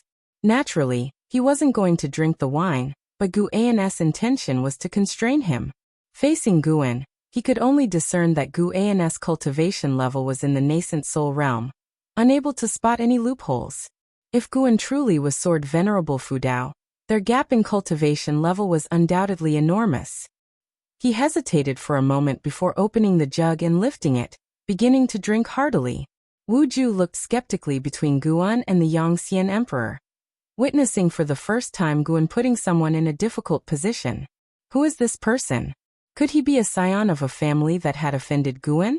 The Yangxian Emperor drank swiftly, and once he set down the jug, Guan picked up a new one and began drinking alone.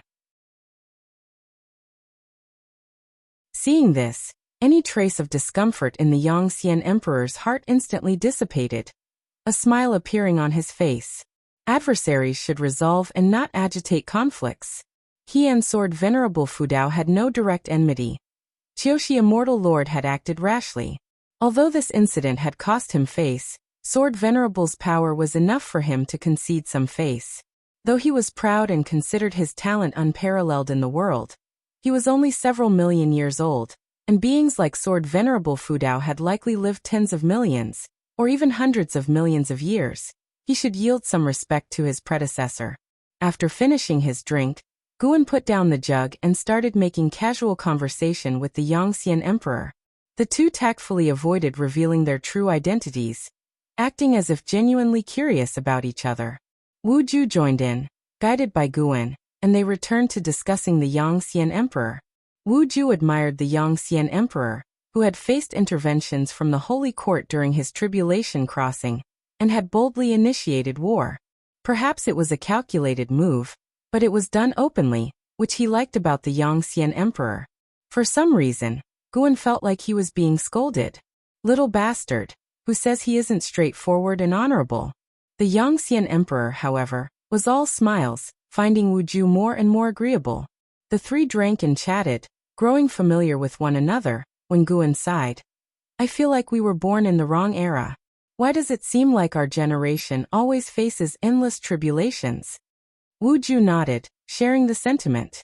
The Yangxian Emperor said, every generation feels like this, remembering only the hardships. But such is life, continuously experiencing trials. He thought Sword Venerable Fudao was hinting at him, and felt compelled to explain. With the immortal dynasty and holy court vying for power, the world seems embroiled in great turmoil, but in fact, friction between the two powers had always existed. To the major sects, the past might have seemed peaceful, but for the common people, every century brought various hardships. It is said when immortals fight, mortals suffer, and the battles between immortal path cultivators also bring disasters to mortals. Our very reason for pursuing immortal cultivation is to withstand the incessant trials that follow. The Yangxian Emperor earnestly stated, clearly implying that the turmoil between the immortal dynasty and holy court affected the world's structure. Yet for ordinary beings, it's just a change in who causes their sufferings. Life is always filled with suffering, a common worldly norm. Wu Ju felt this made sense, and remarked thoughtfully, who knows how long this tribulation will last? It always feels like it will be difficult to end within 100, or even 1,000 years. Of course, because this great heaven and earth is too vast, far beyond your imagination. In ancient times, when the primordial immortal king unified the great heaven and earth, it took 1,000,000 years. When the holy court rose and swept across the world, pushing back the immortal dynasty, it took 3,000,000 years. The battles of heaven and earth are beyond mortal comprehension. The Yangxian Emperor replied, nodding. This response made Wu Ju look at him quizzically. This person seems very knowledgeable. What is his origin? Suddenly, Guan asked, do you think in the struggle between the immortal dynasty and holy court, they might both end up weakened, leading to a new ruling power in the great heaven and earth? Yangxian Emperor's expression suddenly turned unnatural, and his gaze toward Guan became complex. Wu Ju frowned and said, that's not possible, right? Is there any other sect that can compare with them? Now there isn't, but what about in 10,000, 100,000, or 1,000,000 years? Guan shook his head. He paused, then added, besides, I've heard that strong beings always descend from outer heaven, and even heavenly demons reincarnate in the mortal world. Couldn't they be preparing their own forces? Wu Ju frowned, thinking there was reason in Guan's words. Yangxian Emperor's complexion returned to normal. It turned out Sword Venerable Fudao was reminding him of threats from outer heaven. He was actually worried that Sword Venerable Fudao was going to support Supreme Sect. In fact, without Guan's mention, he had always been worried. The primordial immortal king was the best example. Though a fallen spirit of the immortal dynasty, he knew nothing about it. He even felt that there were unknown forces stirring within the immortal dynasty. He couldn't help but think back to those immortal spirits who had supported him in starting the war, each one of them seeming suspicious. The storyteller's voice continued to spread, but the trio's conversation didn't attract anyone else's attention because the inn was filled with people boasting. However, after drinking for nearly an hour, new guests arrived, recognized Guan, and enthusiastically engaged him in conversation. Since the battle initiated by the primordial immortal king, many knew of the close relationship between Guan and Sword Venerable Fudao. Yangxian Emperor watched Guan interacting with the lowly cultivators, and suddenly had a realization. This man was terrifyingly strong, yet he could lower himself to mingle with mortals without them noticing a thing. His Taoist heart was unfathomable. Of course, he didn't think much of this approach since he believed more in the supremacy of the strong. The weak should merely serve as foils to the strong. An hour later, Guan and his companions left the inn, and Guan invited Yongxian Emperor to spend the spring festival in Third Medicine Valley. Yongxian Emperor did not refuse. He also had more to discuss with Guan. Both returned to the Third Medicine Valley. Upon arriving, Yongxian Emperor's gaze became complicated. Divine thought, true immortal. Reincarnation, tribulation aura. And mortals with strong chi blood and not a trace of spiritual power. He even saw 2 reincarnated heavenly demons. Something was off about this valley. The Third Medicine Valley was festively decorated. Even Ji Xiaoyu and the Sun and Moon Netherworld Emperor, who rarely shunned cultivation, were playing chess with disciples everywhere. The Sun and Moon Netherworld Emperor turned his head toward Guan. His pupils contracted sharply on seeing Yongxian Emperor. His first instinct was to flee. But then remembering Guan's strength, he reassured himself. Guan would protect him. There was no need to be afraid here. Would Yongxian Emperor dare oppose Sword Venerable Fudao? That day, the aura of the primordial immortal king was overwhelmingly strong, yet he was reduced to ashes before Sword Venerable Fudao. From that day on, Guan was regarded by the Sun and Moon Netherworld Emperor as the most powerful being in the great heavenly spirit land. He even suspected Guan was Shengtian. Apart from Shengtian, who else in the great heavenly spirit land could be so powerful? The Sun and Moon Netherworld Emperor diverted his gaze and continued to play chess with the 9-fingered Divine Lord, who was visibly upset and indecisive in his moves. Guan walked further into Medicine Valley, introducing the situation of the Third Medicine Valley to Yongxian Emperor. Yongxian Emperor grew interested in the Third Medicine Valley. Subsequently, Guan asked Longqing to entertain Yongxian Emperor. He had himself to meet Xinjun. Xinjun was messing around in his bookshelf again. Ever since learning about Guan's strength, Longqing had taken very seriously any tasks given by Guan. This was his chance to perform. He was very enthusiastic with Yongxian Emperor, who found him quite interesting as well. Not sure why, Yongxian Emperor felt that Longqing seemed familiar, as if he had met him in a previous life. He guessed that he might have encountered Longqing's past life. However, this was Sword Venerable Fudao's territory, and Longqing addressed him as master, so Yongxian Emperor wouldn't dare act recklessly. As dusk approached, all disciples gathered in the loft area. Some sat drinking, others stood arm in arm, and yet others were sparring to enhance the festive mood, keeping the atmosphere lively. Yongxian Emperor's attention was on Guan. He saw Guan surrounded by Shenzhen, Zhenqin, Yilan, Ji Xiaoyu, and an Xian, with Shenzhen and Zhenqin directly beside him, sparring verbally. Zhenqin was nearly putting her feet on the table. This gave Yongxian Emperor a deeper understanding of Sword Venerable Fudao. This man truly was a hidden hermit. Yilan watched Zhenqin verbally sparring with Shenzhen, a smile on her face. Not that she found Zhenqin's actions appropriate, she simply enjoyed the atmosphere. It was different from the subsect where people revered her, making her feel as though she had returned to Mystic Valley 700 years ago. After so many years, how could recalling the original intentions not be wonderful? Ji Xiaoyu watched Guan intently. He could see the displeasure in her eyes. What could he do? Everyone insisted on coming to Third Medicine Valley to celebrate the festival with him. It was unstoppable. At least Jiangqiong was better, waiting for him in the 8 scenic caves. How good it was to interact privately. More crowds always lead to trouble.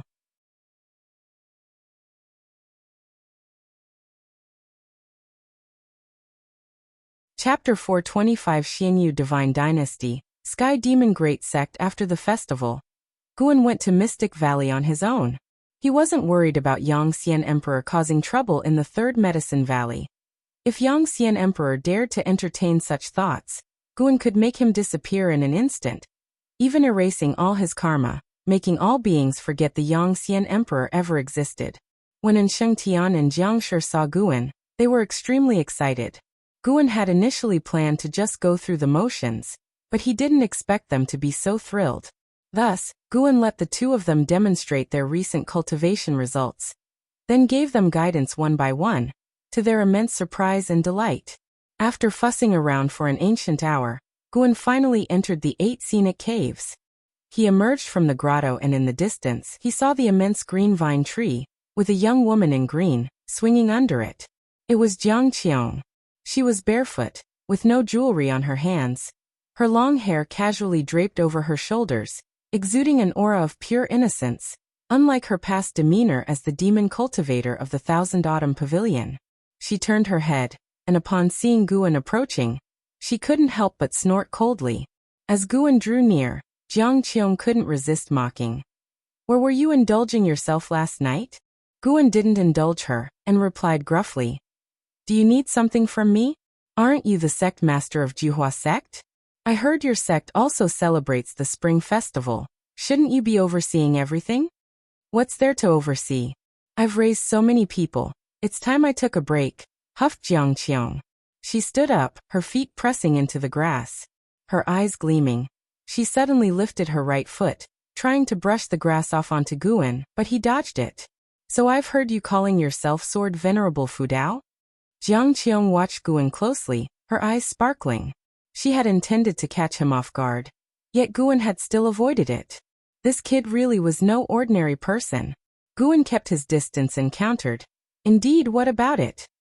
Jiang Qiong obviously didn't believe it, because Sword Venerable Fudao had personally told her that Guan was his disciple. She only felt their master-disciple relationship was quite strong. "It seems Sword Venerable Fudao is ready to take action. Putting you in front, you should be careful. Even with him backing you up, beware of hidden attacks. When dealing with others, try not to be too impulsive," Jiang Qiong cautioned. Guan helplessly responded, "Please, do I need you to teach me in this area? Who was it that got kicked out of the Taizong dynasty on the spot?" Jiang Qiong was immediately displeased and started chasing after Guan. But no matter how she tried, she couldn't catch up. She got serious, chasing Guan at full speed, while he continued to evade her. As the chase went on, Jiang Qiong fell into a profound state, seeing Guan as a series of shadows in her eyes. His figure and step technique seemed so agile and enticing. Who knows how much time had passed? Jiang Qiong suddenly snapped awake to find herself under the green vine tree, while Guan was in front of her, practicing alchemy. She took a deep breath and asked, "What was that just now?" "A step technique. Once mastered, you could be unrivaled in the world," Guan answered casually without turning around. What he had taught was the eternal measuring heaven Dao step, an advanced version of the stepping path of ages step. Aside from himself, no one else had learned it yet. Towards Yilan and Zhenqin, Guan could only encourage them to pursue their cultivation level as far as possible, and to cultivate other Taoist sorceries only after reaching nirvana. Jiang Qiong was different.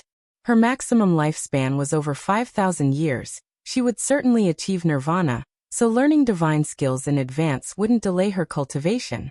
"What's it called?" Jiang Qiong asked curiously, certain such a precise step technique had to be an inheritance from Sword Venerable Fudao. Guan glanced at her and said, "Eternal measuring heaven Dao step. Don't spread it around or it'll bring big trouble. And I mean trouble from beyond this world." Upon hearing this, Jiang Qiong became both nervous and excited. She eagerly pounced towards Guan. She hugged Guan tightly, wanting to plant a kiss on his face, but was blocked by his palm. Instead, she ended up kissing his palm, tickling him. "I haven't loved you for nothing, rest assured. I will definitely succeed," Jiang Qiong said joyfully. Guan pushed her away and said, "Then you'd better start practicing now. To master this divine skill, I'm afraid it might take 1,000 or even 10,000 years." Jiang Qiong didn't believe it, and immediately got up to begin her cultivation. Guan turned his gaze back to the pill furnace. Below the pill furnace, the flames flickered, burning out only to reignite, continuously cycling through a state of reincarnation. With time flying like an arrow, Guan once again seated himself in front of the pill furnace, kindled the fire, and turned his head to look. Jiang Qiong's figure shifted about, resembling a white swan, elusive and difficult to track. She suddenly appeared beside Guan, her right hand to her forehead, followed by a fall, her hands clasping Guan's upper body, resting her head on his shoulder. Why, after 100 years of practice, can I still not even enter the threshold?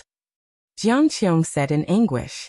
It had been a century since she had received the eternal measuring heaven Tao step, and over the years, she diligently cultivated but failed to grasp it, so she came to Guan for advice. She had just demonstrated it, and with her mystic heart realm cultivation level, she couldn't even take 20 steps. Guan remained leaned upon and said, I've told you before, this divine skill isn't so simple to master. The fact that you can take so many steps already proves your diligence. Jiang Qiong sighed, dispirited. After resting for a while, she brought up worldly affairs. The reincarnation shadows brought by the primordial immortal king wreaked havoc everywhere in the mortal world, and they were given a unified name, Xianyu Wraiths. A century had passed, and rather than being eradicated, the Xianyu Wraiths had grown stronger, and had even established the Xianyu Divine Dynasty. Apart from the Xianyu Divine Dynasty, a sect named the Sky Demon Great Sect appeared in the mortal world, supposedly all reincarnations of heavenly demons. While the Immortal Dynasty and Holy Court were struggling against each other, they spared efforts to confront the Xianyu Divine Dynasty and the Sky Demon Great Sect. Not only did they not succeed, but they also suffered repeated defeats, allowing the enemies to gain tremendous momentum. Now the Immortal Dynasty and Holy Court had begun to cease their wars, turning their spears towards the Xianyu Divine Dynasty and the Sky Demon Great Sect, and the mortal world faced new uncertainties. The Taitsong continent remained unaffected, but its sects saw this as an opportunity to vie for resources. Outside their realm, Sword Venerable Fudao would not protect them, nor would overseas powers indulge them. The Juhua sect was one among these, constantly expanding their reach. Last year, they encountered a demon of the Sky Demon Great Sect, and lost tens of thousands of disciples in the fray. This incident enraged the Juhua sect, but the power gap made them wary of seeking revenge. Jiang Qiong was telling Guan all this not to seek help, but just to discuss the outside situation, and Guan had no intention of intervening. Over the years, the reincarnation vortex continually spawned Xianyu Wraiths, bolstering the strength of the Xianyu Divine Dynasty. Certainly, there were great karmic forces at play behind this. Who knows if the Immortal Dynasty and Holy Court have really reconciled? They would do well to join forces and expel these two powers, otherwise, the consequences are unthinkable. Jiang Qiong said worriedly. Guan, while refining an elixir, replied, Don't worry, I will talk to the Yangxian Emperor. Jiang Qiong blinked in surprise and asked, Are you talking about the sovereign of the Immortal Dynasty? Yes, what about it? You're bluffing, making it sound as if you can meet him just like that. You think I can't? Even if you have Sword Venerable Fudao as your mentor, he's far away in the Immortal Dynasty. It'll take you to meet him today. Why don't you ask him yourself, okay? Guan rolled his eyes at Jiang Qiong, speaking in a mocking tone. She dared to look down on him. He was no longer the Ji family house servant of yesteryear. He had to show this woman some of his true power.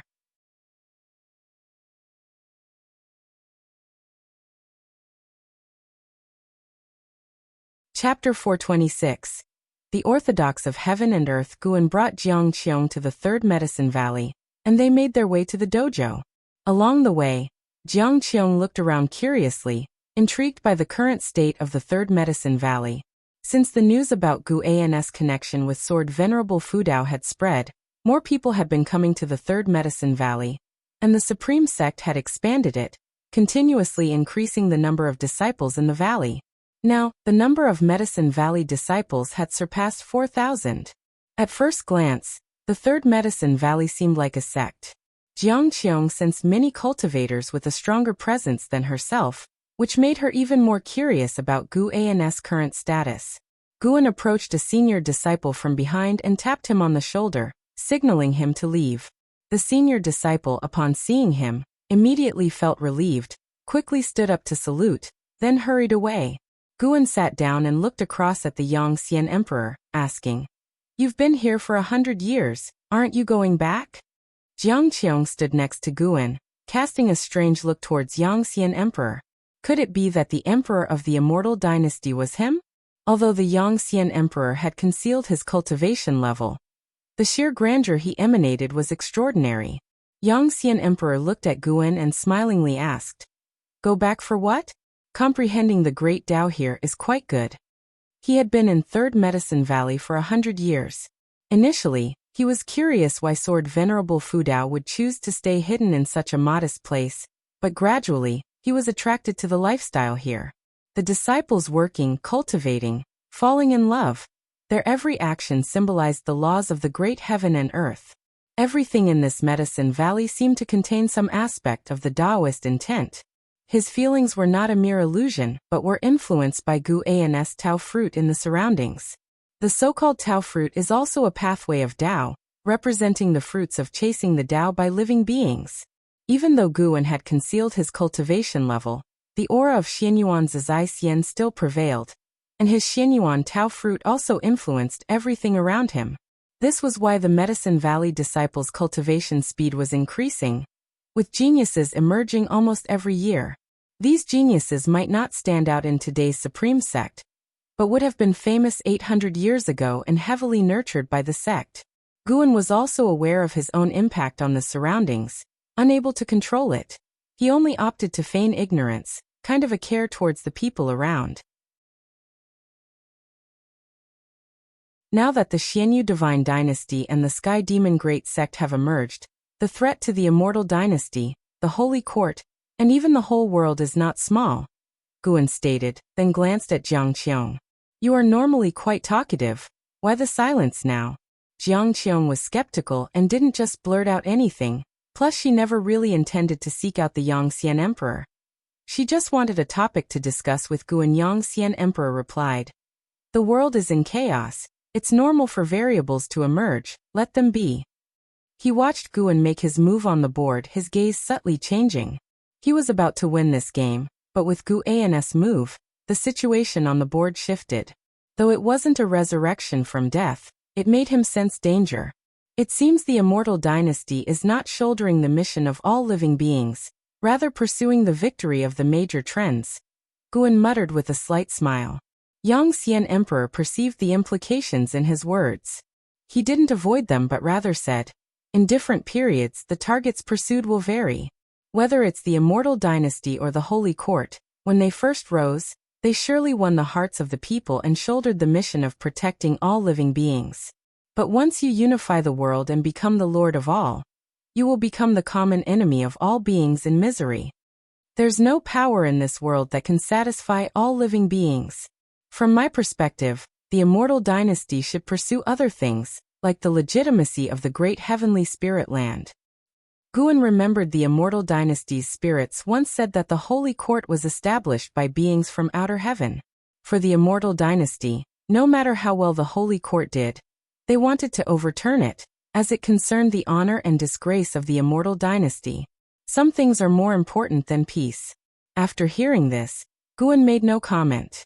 Different stances naturally lead to different perspectives on matters. Since Yongxian Emperor was already aware of the chaos in the outside world, that was sufficient. In Gu An's eyes, both the Immortal Dynasty and the Holy Court were headed towards destruction. He could see far into the future. Everything has its destiny, including the current Supreme Sect he was in. Guan had no intention of making the Supreme Sect last forever, knowing that one day, as old friends departed, the sect would lose its significance to him.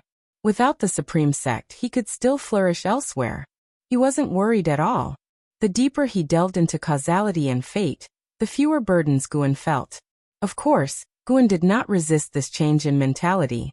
To live in this world, one should not be entangled by too many emotions and unnecessary worries. Jiang Qiong also pondered the words of Yongxian Emperor, curious about what he meant by the legitimacy of heaven and earth. Guan didn't linger. The current game couldn't be saved, his moves were just for play. He stood up and took Jiang Qiong to leave. Yongxian Emperor watched the few ingenious moves made by Guan, contemplative. A breeze swept into the Medicine Valley, lifting leaves that swirled towards the sky. Spring had departed and summer arrived, warming the lands of great heaven and earth. On this day, Guan rode the blood prison great saint, bringing an exile to a mortal-seeking island. The island master, Sun Hanfeng, personally greeted him, and soon Hu Xiaojian arrived too. With Gu An's support, Hu Xiaojian, now a cultivator of the void-crossing realm, despite years having passed and their relationship deepening, struggled to hide his excitement and joy in front of Guan, making it difficult for Guan to discern if it was an act. Guan asked Hu Xiaojian to take an exile and the blood prison great saint for a stroll, while he discussed matters privately with Sun Hanfeng. With them gone, Sun Hanfeng finally said, "Master, demon cultivators from the Sky Demon Great Sect have been infiltrating Immortal-Seeking Island frequently lately. I sense trouble brewing." Only places like the Taitsong continent, protected by mighty beings, were relatively safe. Immortal-Seeking Island, despite its strong foundations, inevitably attracted covetous eyes. Guan had foreseen a tribulation awaiting Immortal-Seeking Island, which was why he had chosen to come. "Do not worry, just manage the island calmly, no one will disturb Immortal-Seeking Island." Guan, holding his teacup, replied softly while blowing on the steam. Hearing this, Sun Hanfeng smiled. He was a disciple of Mortal World Peak, arranged by Guan to oversee Immortal-Seeking Island, and treated well by Guan. The benefits he reaped each year were not small, and now he truly valued Immortal-Seeking Island, not wanting mishaps to befall it. Shortly after, Sun Hanfeng brought up various other issues, mostly regarding internal disputes or power struggles on the island. Guan spent most of the time listening, and when Sun Hanfeng asked for advice, he did not hold back his opinions. When Sun Hanfeng finished, Guan gestured for him to leave. After Sun Hanfeng departed, Guan remained seated, looking out toward the blue sky, his gaze reaching beyond the heavens and earth. He was looking at an old friend. Tattered clouds hung like torn fabric across the sky, and figures exuding demonic chi hovered in midair. Among them, one with the most intense demonic chi had a giant red fireball, and deep red chains wriggling like snakes behind him. Their eyes were all fixated on a ruined and solitary island below, where trees were toppled and the ground upheaved, creating a pockmarked landscape.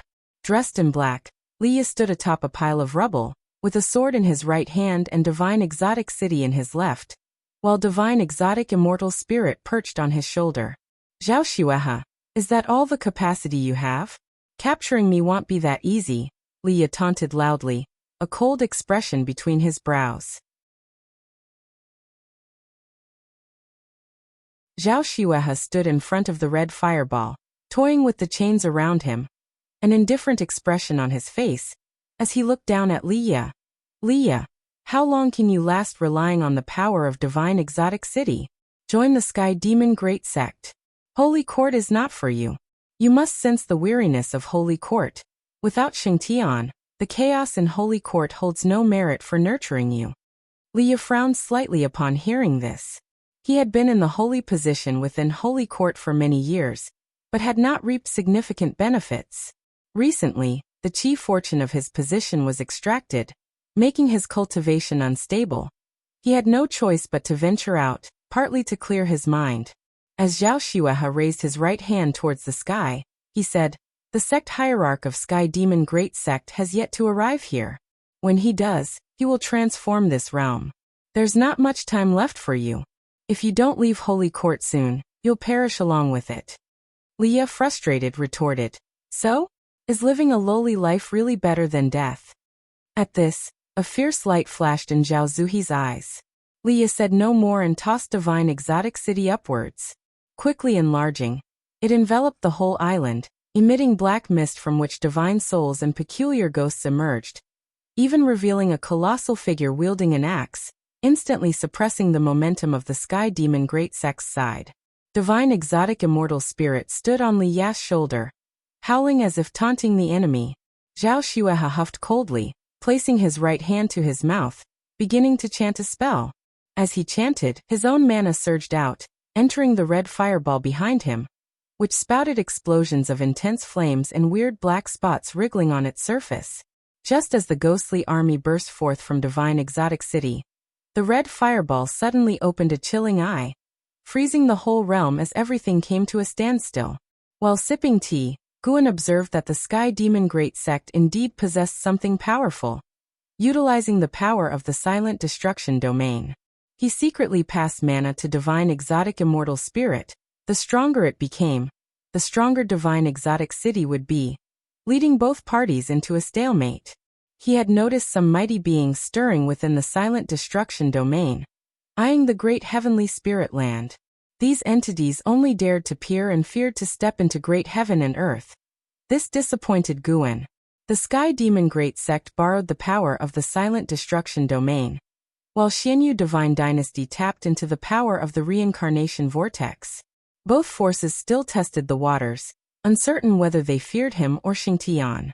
Guan indeed looked forward to their descent. If they provoked him, it would be the perfect time to harvest lifespans. Time swiftly passed. After battling for 2 ancient hours, Leia had escaped the encirclement, barely surviving this tribulation. However, Guan foresaw that Leia would be entangled in vendettas for many years to come. "Senior brotherly, the next millennium won't be easy for you," Guan murmured to himself, then stood up and walked outside the hall.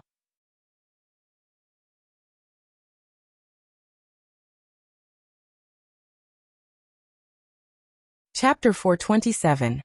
Divine Emperor's Descent. Autumn breezes wafted through Mystic Valley. Guan sat on a tree branch, looking down at the sparring in the forest below. Jiang Shi and Shengtian were engaged in a close contest of martial moves and movement techniques. The master and disciple evenly matched. Jiang Shi possessed a maximum lifespan of 4,800 years, while Shengtian's lifespan could reach 5,000 years. Talent-wise, there wasn't a large gap between the two. After many years of cultivation, Shengtian had grown significantly. When it came to hand-to-hand combat, he could fight Jiang Shi to a standstill. However, their sparring didn't interest Guan much. Despite watching them, his thoughts were actually on Leia. Since escaping from a desperate situation, Leia had been chased by the Sky Demon Great Sect.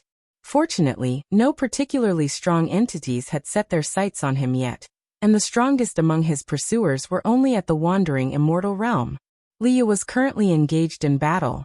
Most followers within the Sky Demon Great Sect were reincarnations of heavenly demons, awakening their original souls, but there were also some infiltrators from outer heaven who had descended as demons, nearly all of whom had cultivation levels above the immortal Dao fourth layer heaven. After years of warfare with the immortal dynasty, the Holy Court's control over outer heaven was weakening. Guan lifted his gaze and saw figures coming and going from the great heavenly spirit land without anyone daring to block them. In such circumstances, the Sky Demon Great Sect was rising swiftly, spreading across the world like a wildfire. Guan's immortal seeking island would be affected in the future as well. Watching Leia battling fiercely, Guan's thoughts drifted to the future, contemplating an appropriate time to reap the growth of the Sky Demon Great Sect. Guan had no intention of blindly playing the savior, but if threatened, or if those he cared about were threatened, he would show no mercy. He lived in seclusion, but that didn't mean he would stand idly by. After observing Leia for a while longer, Guan's gaze shifted toward Anhao. Anhao was about to undergo nirvana. He was still imprisoned, waiting for the Yangxian Emperor to return. Once released, after his nirvana, Anhao would re-emerge into the world, embarking on the path of the heaven-favored. Compared to Leia, Anhao's journey would be smooth, continuing his past grace. Guan then turned his attention to other old acquaintances, and as he did, his thoughts suddenly turned to Xiaochuan and Yang Jian. Both had entered the reincarnation vortex, yet there had been no word from them, and Guan could no longer feel the destruction Dao seal on Xiaochuan's soul, indicating a great distance between them. After a long while, Jiang Shi came to the base of the tree, looking up to ask, "Master, how did we perform just now?" And Shengtian also walked over, expectantly looking up at Guan. Guan withdrew his divine thought, glanced at them, and said thoughtfully, "In truth, both of your growth rates are rapid. You can be considered geniuses. You don't need to be so tense." There's no need to prove anything to me, strong or weak. As long as you don't betray me, I naturally won't abandon you. These two disciples had many merits, but every time they saw him, they became nervous, and they were eager to demonstrate their abilities, which made him feel uncomfortable. Upon hearing this, and Shengtian smiled. Jiangshi also let out a sigh of relief. Unlike an Xian and Longqing, they had sought Guan for their own gain, so they could never be at ease in front of him, always maintaining a deep reverence for him. Guan then added, "In a while I'll arrange for a disciple to spar with you. The two of you will take him on together, to broaden your horizons." On hearing this, and Shengshen's eyes brightened as he asked, "Is it a disciple from the Third Medicine Valley?" They had naturally heard of the Third Medicine Valley, but had never been there. Even though Mystic Valley had a transmission array platform, the disciples from the two valleys were not permitted to use it for visits, a rule set by Guan himself. Anyone who violated this rule was expelled from Medicine Valley. "Yes, unlike the others, he's a direct disciple like you. This lad is combative, so don't underestimate him," Guan replied, and with that he descended from the tree. Upon hearing this, Jiangshi and Shengtian tensed up again. Guan somewhat helplessly said, "Don't be nervous. Even if you lose, it's normal. My aim is just to enhance your practical experience." The two exchanged a glance, then forced a smile, clearly strained. Guan found it dull and shook his head, then turned and walked away, refusing their offer to follow. "Continue your cultivation. The tribulations of the world are increasing. Who knows, they might reach Mystic Valley one day, and then we'll need you two to guard Mystic Valley." Upon hearing Gu An's words, the pair stopped in their tracks, their fighting spirit suddenly ignited. They didn't believe Mystic Valley could be in danger. Clearly, this was Gu An's test for them. Guan made his way back to the Third Medicine Valley. As soon as he stepped from the transmission array platform, someone blocked his path. "I am Lu Changjing. I wish to have a word with the Valley Master if you may," said a middle-aged man standing before Guan, bowing respectfully. But before he could finish, Guan interrupted him. "Immortal Fall Gorge doesn't qualify." Guan walked past Lu Changjing, heading towards his loft. Immortal Fall Gorge was Lu Changjing's sect, a great sect on the seas. Guan knew of it through the causal threads he saw surrounding Lu Changjing. The strongest within Immortal Fall Gorge had attained the divine immortal of wondrous Dharma realm, which in Gu An's eyes indeed did not qualify. Upon hearing Gu An's words, Lu Changjing's face flushed. He turned around wanting to speak, but seeing Gu An's retreating figure, he dared not show anger or figure out how to retain him. For Guan to speak directly of Immortal Fall Gorge indicated, he truly did not regard it highly. Is he Sword Venerable Fudao himself, or a disciple of Sword Venerable Fudao? Lu Changjing frowned in thought. Being rejected was regrettable, but the thought that the other party might indeed be Sword Venerable Fudao filled him with excitement. The Sword Venerable Fudao was an existence comparable to the Yangxian Emperor. Lu Changjing took a deep breath, and turned to visit the main city of sect of the Supreme Sect. As he turned around, a figure barred his way. He looked up and involuntarily furrowed his brows. This emperor has some connections with Immortal Fall Gorge. "Take me there," the Yangxian Emperor said indifferently to Lu Changjing. Overwhelmed by the Yangxian Emperor's imposing aura, Lu Changjing cautiously asked, "May I inquire who Daoist friend is?" "Yangxian Emperor, have you ever heard of him?" "What?" Lu Changjing's face changed dramatically, a look of terror etched on his features. Passing disciples who heard the three words, Yangxian Emperor, instinctively turned their heads to look, as the Yangxian Emperor with a wave of his sleeve, disappeared into thin air along with Lu Changjing. Far away, Shen Xinzi, who was meditating under a tree, furrowed his brows, his eyes filled with a look of shock. That man was actually the lord of the immortal dynasty, the Yangxian Emperor. Over the past 100 years, he had played many games of chess with Yangxian Emperor, and always found him inscrutable. He hadn't realized his origin was so extraordinary. If even the Yangxian Emperor would come to spend a century in the Third Medicine Valley, what kind of legendary figures might appear in the future? Shen Xinzi turned his head towards where Guan stood, feeling that Guan's silhouette was so majestic as if he could bear the weight of the heavens collapsing. 30 years later, at the subsect of Supreme Sect, Yi Mansion, Guan and Yilan were enjoying tea in the courtyard. The fragrance of the tea pervaded the air, attracting several spirit birds to perch on the branches. It was a rare occasion without Zhenqin causing a nuisance.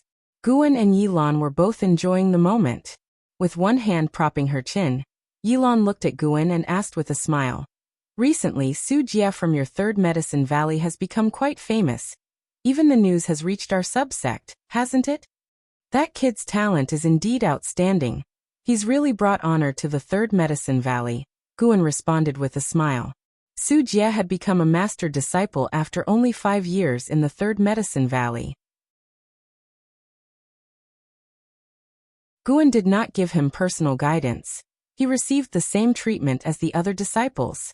This resulted in Su Jia not having a strong sense of belonging to the third medicine valley, treating it merely as a stepping stone in his journey of cultivation. Su Jia was not particularly enthusiastic about Sword Venerable Fudao, and Guan even heard him privately telling other disciples that he would surpass Sword Venerable Fudao one day. Yilan chuckled.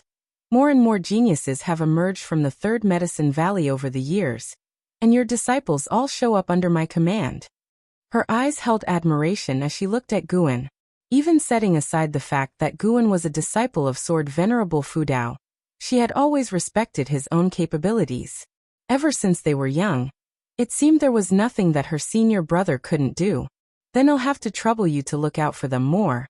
Guan replied with a smile and picked up a piece of pastry from the table, which was made by Yilan herself. Although the taste was not particularly delicious, the sentiment behind it meant the most.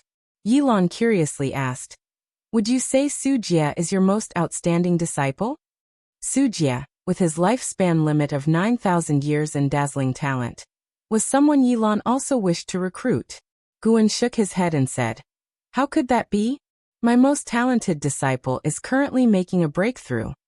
Oh, breaking through to which realm? The Nirvana realm. The Nirvana realm? Impossible. You're joking, right? Isn't this disciple much older than you? Not at all, he's 34 years younger than me. Someone over 800 years old breaking through to the Nirvana realm? I don't believe it. You're teasing me again, Yilan exclaimed with skepticism. She had never heard of anyone succeeding in reaching the Nirvana realm before 1,000 years of age. Guan laughed, offering no further explanation. He was talking about An Hao, who was undergoing tribulation with the help of immortal spirits from the immortal dynasty, and even the Yongxian emperor himself was present to witness his tribulation. Boom! The sound of thunder rolled in from the skies. Yilan looked up to see dark clouds rushing in, carrying the potential to envelop the heavens. Yilan teasingly asked, that wouldn't be the celestial phenomena triggered by the breakthrough of that disciple of yours, would it? Guan also looked up and said, of course not. However, this commotion is indeed caused by a breakthrough.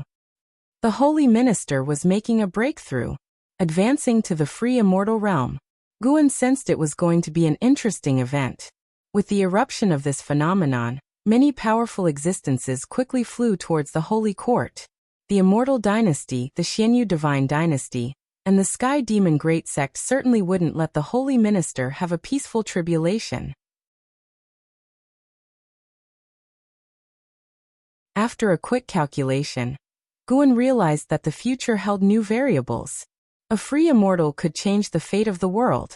Yilan's eyes sparkled with curiosity upon hearing Guan's words. What kind of realm was capable of causing such a breakthrough phenomenon? It was at that moment that Guan saw a powerful aura coming from the depths of the cosmos. A meteorite wrapped in demonic chi was hurtling out of the silent destruction domain, bearing down on the great heavenly spirit land with unstoppable force. Such momentum suggested it had the cultivation level of the 9th layer of the free immortal realm. Guan hadn't been particularly concerned, for in recent years, there had been more than a handful of free immortals arriving in the great heavenly spirit land. But suddenly he felt a familiar presence. This aura was the Annihilation God Emperor. With memories of Long Zhan, Guan vividly remembered the aura of the Annihilation God Emperor. Indeed, this aura belonged to him, albeit not as powerful as what Long Zhan remembered.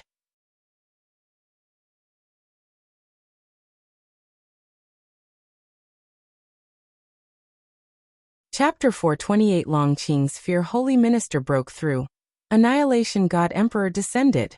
Guan recalculated the momentum of great heavenly spirit land, and found that the future became blurred. Many things could not be thoroughly predicted. Most critically, Guan was unclear about the purpose of the Annihilation God Emperor's visit to the great heavenly spirit land. Long Zhan was from an era far distant from his own, with the battle court he established becoming ancient legend, making the Annihilation God Emperor only stronger than before. How could he not be wary? Even if this presence of the Annihilation God Emperor was just the aura of the free immortal, Guan believed that his true form would be an incredibly tricky existence.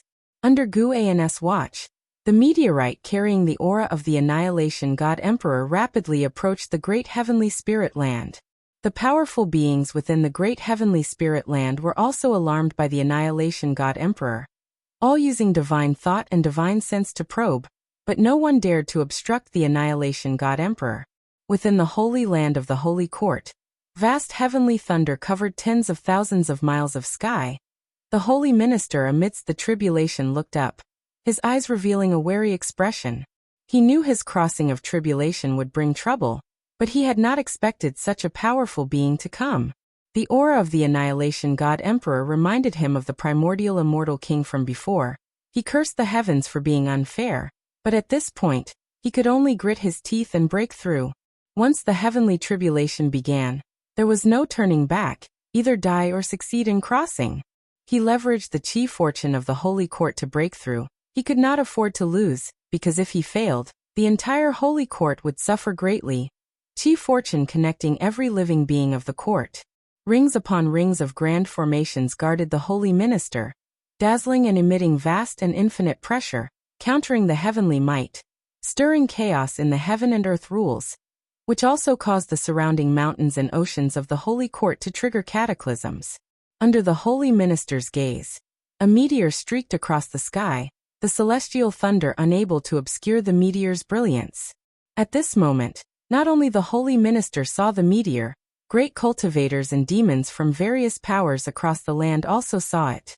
Inside Yi Mansion, Yilan also saw the meteor crossing the horizon, and for some reason, she felt an unexplained palpitation.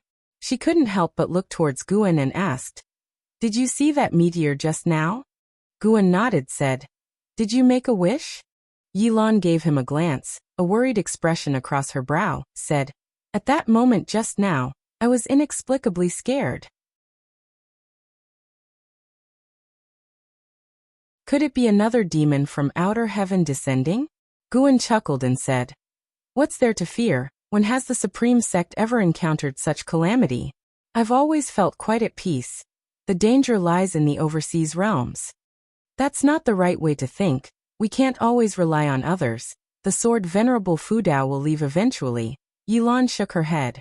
Guan offered comfort, said, "I am the sword Venerable Fudao, don't worry."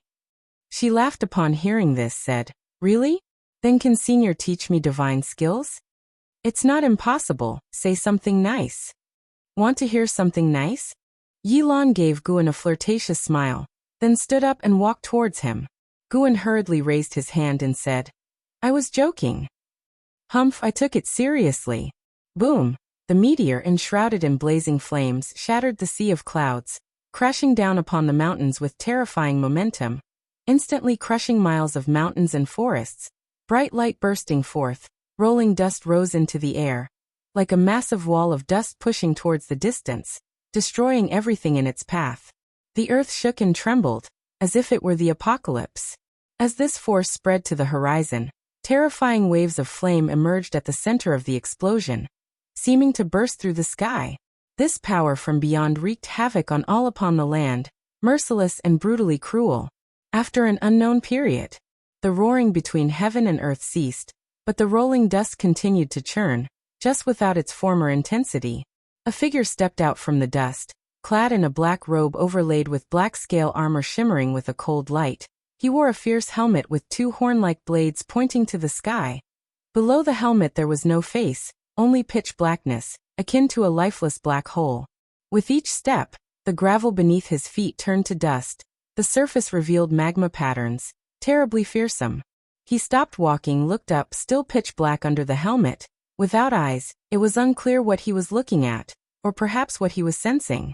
He shifted his left foot to the side, instantly dispersing the dust between heaven and earth, revealing the wounded land, shocking to behold. He stood within a massive crater, over 100 miles wide. Outside the crater, the land was littered with rocks and crevices, barren and desolate. Not just the dust on the land. Even the sky suddenly cleared. The Annihilation God Emperor turned his head towards the distance. After looking for several moments, he turned and walked away. With one step, his figure shifted millions of miles. The land was boundlessly vast. He took 5 continuous steps and still had not reached the edge of the continent. He arrived at a cliff, where the area was still trembling. Following his gaze downward, a city below the cliff was collapsing, and the mortals were wailing and crying, their misery extreme. The Annihilation God Emperor remained silent for a while, then suddenly waved his sleeve, and the earth regained its calm. Pieces of rubble and wooden pillars rose and flew toward the distance.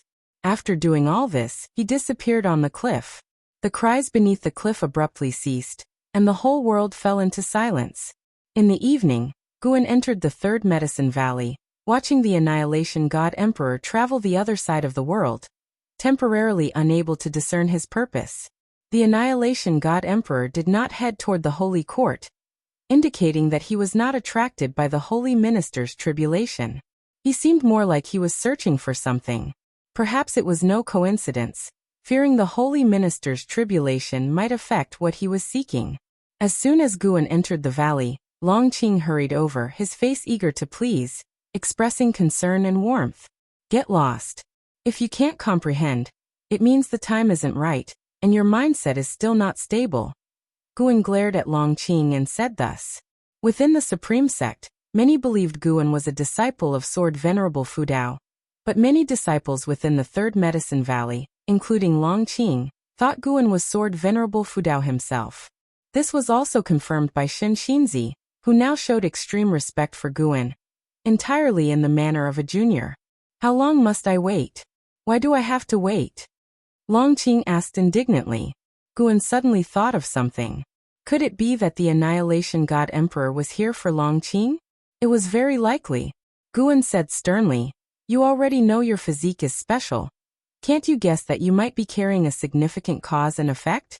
If you don't settle down, you'll face great trouble, and even I won't be able to protect you, possibly not even the whole world." His tone was severe, causing Longqing to be stunned. As Longqing reflected on Guan's words, he couldn't help feeling uneasy and panicked. Guan was influencing his emotions with his Taoist intent. He had to scare the young man. Without absolute certainty, Guan dared not let Longqing reveal his true identity. The cause and effect of the Dragon Clan were too significant, likely to draw the real body of the Annihilation God Emperor and the current battle court. Longqing's expression shifted uncertainly, but Guan did not continue to frighten him, and instead walked past him. Just a few steps away, an Exian arrived, reporting that some disciples were fighting and needed his intervention. Hearing the names of the fighters, Guan understood why an Exian had to seek him out. 2 geniuses. Ranked among the top in talent within the valley, they had not yet completed their training, but already great cultivators and notable families were trying to recruit them. It's typical of geniuses. They tend to be arrogant, and when arrogant individuals meet, conflicts are inevitable. Guan followed an Exian, not feeling troubled, his thoughts still on the Annihilation God Emperor. The setting sun was like blood, but it didn't add a touch of tragedy over Third Medicine Valley. It was still full of vitality. The Holy Minister's tribulation eventually led to a great battle, with the Immortal Dynasty, Xianyu Divine Dynasty, Sky Demon Great Sect, and a few forces bearing grudges against the Holy Court all attacking together. The battle was spectacular, prompting even Guan to watch. Despite the perilous process and countless casualties, the Holy Court survived the ordeal, and in the end, the Holy Minister made a breakthrough and even fought a great battle with Yangxian Emperor. Although the holy minister was a civilian official, his combat strength was formidable, able to hold his ground against the Yongxian emperor, which surprised Guan. The Yongxian emperor did not entangle further, otherwise his alliance with the Xianyu divine dynasty and the sky demon Great Sex Free Immortal might have been able to eliminate the holy minister. This battle passed, but it also laid down a greater cause of trouble for the future. Thus, Great Heavenly Spirit Land welcomed a brief period of peace. 8 years quickly passed. One day Guan, accompanied by an exile and blood prison great saint, arrived at Tianya Valley. Xian had unexpectedly returned, specifically to seek out Guan. Before meeting with Xian, Guan collected medicinal herbs first. Xian took him into his cave and, after activating the cave's restrictions, asked nervously, "Are you Sword Venerable Fu Dao?"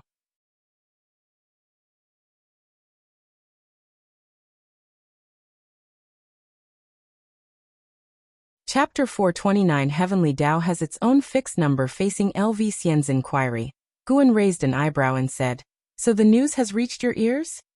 Xian crossed his arms in front of his chest, chuckling proudly. "Of course. That's really slow." "What?" Xian's smile froze, uncertain of what to say. If it were anyone else, he would have responded with a kick, but facing Guan, what could he do? Endure, that's what.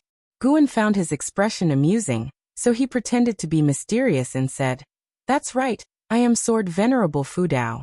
However, many people don't believe it, and think that I am just a disciple of Sword Venerable Fu Dao. You must keep this matter between us. Heaven knows, earth knows, you know, and I know." Upon hearing this, Xian became excited. His body trembled as he asked carefully, "Is it true? Why, let me know."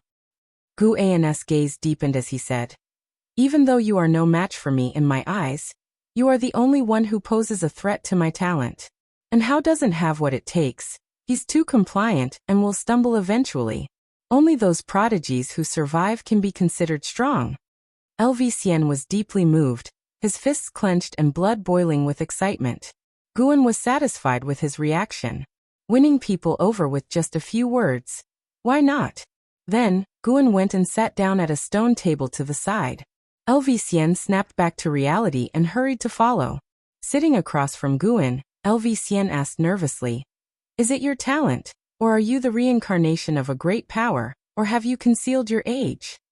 Guan looked at him and replied, "When you reach the immortal path realm, you'll understand a stage called reincarnation tribulation."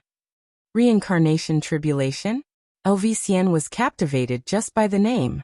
Guan asked, "You didn't come to find me just to confirm this, did you?" He could guess Xian's purpose, but he preferred to hear Xian say it himself. Xian took a deep breath and said, "The Xianyu divine dynasty has invited me to join. Lately, I've been thinking about breaking away from His Majesty. What's your view on the Xianyu divine dynasty?" Guan knew about the rift between Xian and Li Xiandao. As Li Xiandao was becoming stronger, he began to reveal his true nature, like Guan, and became increasingly domineering, which added to the pressure on those around him. Guan replied, "If you want it as a stepping stone, then it indeed is a good place. But if you plan to stay with the Xianyu divine dynasty, they will all go up in smoke." Xian's eyes widened as he asked, "The Xianyu divine dynasty will be destroyed?" Guan chuckled. "To be more precise, all the powers of this world will go up in smoke, the old forces will turn to dust." "Including the supreme sect, Taizong dynasty?" "Yes." "Why?" "Because the world has its cycles, and the heavenly Tao has its set parameters." Doesn't that mean all my efforts are meaningless?" Xian turned pale, completely disheartened. Guan shook his head, his words laden with profound meaning. Someone always survives. But think about it. If all the powers of the world disappear and 99% of beings turn to dust, and you survive, then after weathering that period, what will your status be in this world? Excitement shone on Xian's face as he thought more about it. He was so elated at the idea of being one of the supreme beings of the world, that he even ignored how he would survive to that point. His gaze towards Guan changed, filled with admiration. What level of cultivation was needed to foresee such an outcome? He didn't doubt Guan's words because he had also heard legends about the evolution of the world. Many cataclysms had swept through the world since ancient times. From what he could see, the world was far from destruction. At least, there were no signs in sight. Indeed, Sword Venerable Fudao was the most formidable. Even the Yangxian Emperor couldn't compare. LV became exhilarated and started pressing for more information. Guan did not reveal more about the fortune of heaven and earth, but regarding some trivial information that he could disclose, he considered it taking care of LV Baishan's son.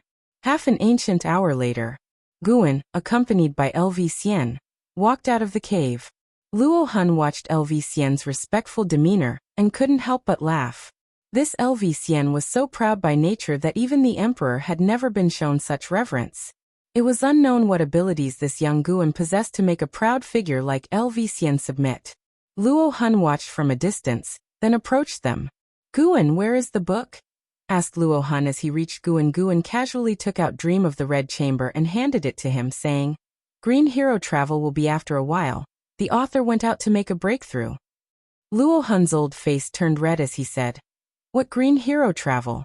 I just like Dream of the Red Chamber." LV asked curiously, "What is Green Hero Travel?" Dream of the Red Chamber. He knew of it because, being interested in Guan, he had read all of Guan's writings. An Xian walked over and, hearing their conversation, couldn't help but look at Luo Hun with an odd expression, causing Luo Hun extreme embarrassment, wishing he could find a crack in the ground to hide in.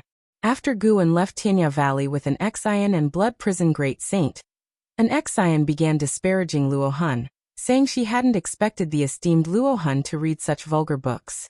Guan looked ahead, filled with dissatisfaction. Stinking girl, daring to scold indirectly. He'd have to make her suffer a bit when guiding her cultivation later. In the wilderness, a gentle breeze blew.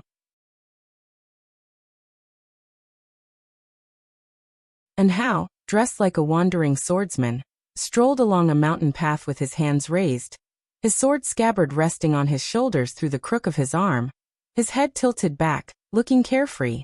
After attaining the Nirvana realm, he had completely shed his youthful naivety, and now exuded an inscrutable aura, embodying the elegance of a high-level practitioner. A gust of wind blew towards him from up front, rustling in Hao's hair. His half-closed eyes suddenly opened wide. He looked towards the top of the hill in front of him, where a towering figure stood, its black robe fluttering in the wind. Annihilation God Emperor. And Hao found that he couldn't see the stranger's true face, which meant that the stranger either possessed an extremely high cultivation level, or had some kind of treasure on him. He believed the former was more likely. And Hao, who had traveled far and wide for many years, had encountered many powerful beings, yet none were as mysterious and formidable as the person before him. He was not afraid and continued walking forward. The Annihilation God Emperor stood still on the hilltop. As Hao passed by him, the God Emperor suddenly said, "Your life grid is extraordinary. You are destined not to belong to this world." And Hao stopped in his tracks, didn't turn his head, and instead gazed at the distant rugged mountains, asking, "Oh, to which world do I belong then?" "To a higher realm. Once you transcend the 9 heavens of the immortal path, you'll be able to go there." "Is that so? May I ask if your excellency comes from that realm?" And Hao did not sound surprised, his tone as calm as ever. The Annihilation God Emperor turned around, and Hao turned to face him, only 5 steps apart. Looking under the God Emperor's helmet at the pitch darkness, and Hao felt wary but not intimidated. Even before Nirvana, and Hao often faced beings far surpassing his own realm. No matter where he was, he had never been afraid. He had long regarded life and death indifferently. Suddenly, a purple vortex appeared under the Annihilation God Emperor's helmet, and Hao unconsciously looked at it, his gaze changing and losing its brightness. You're tuning in to the Li Mei's Sword of Destiny YouTube channel. We're so grateful for your support, and don't forget to subscribe to join us on this incredible journey through captivating stories. Your generosity through donations truly makes a world of difference, as it's the primary source of revenue that allows me to expand and enhance this channel for you. Thank you from the bottom of my heart for being a part of this adventure.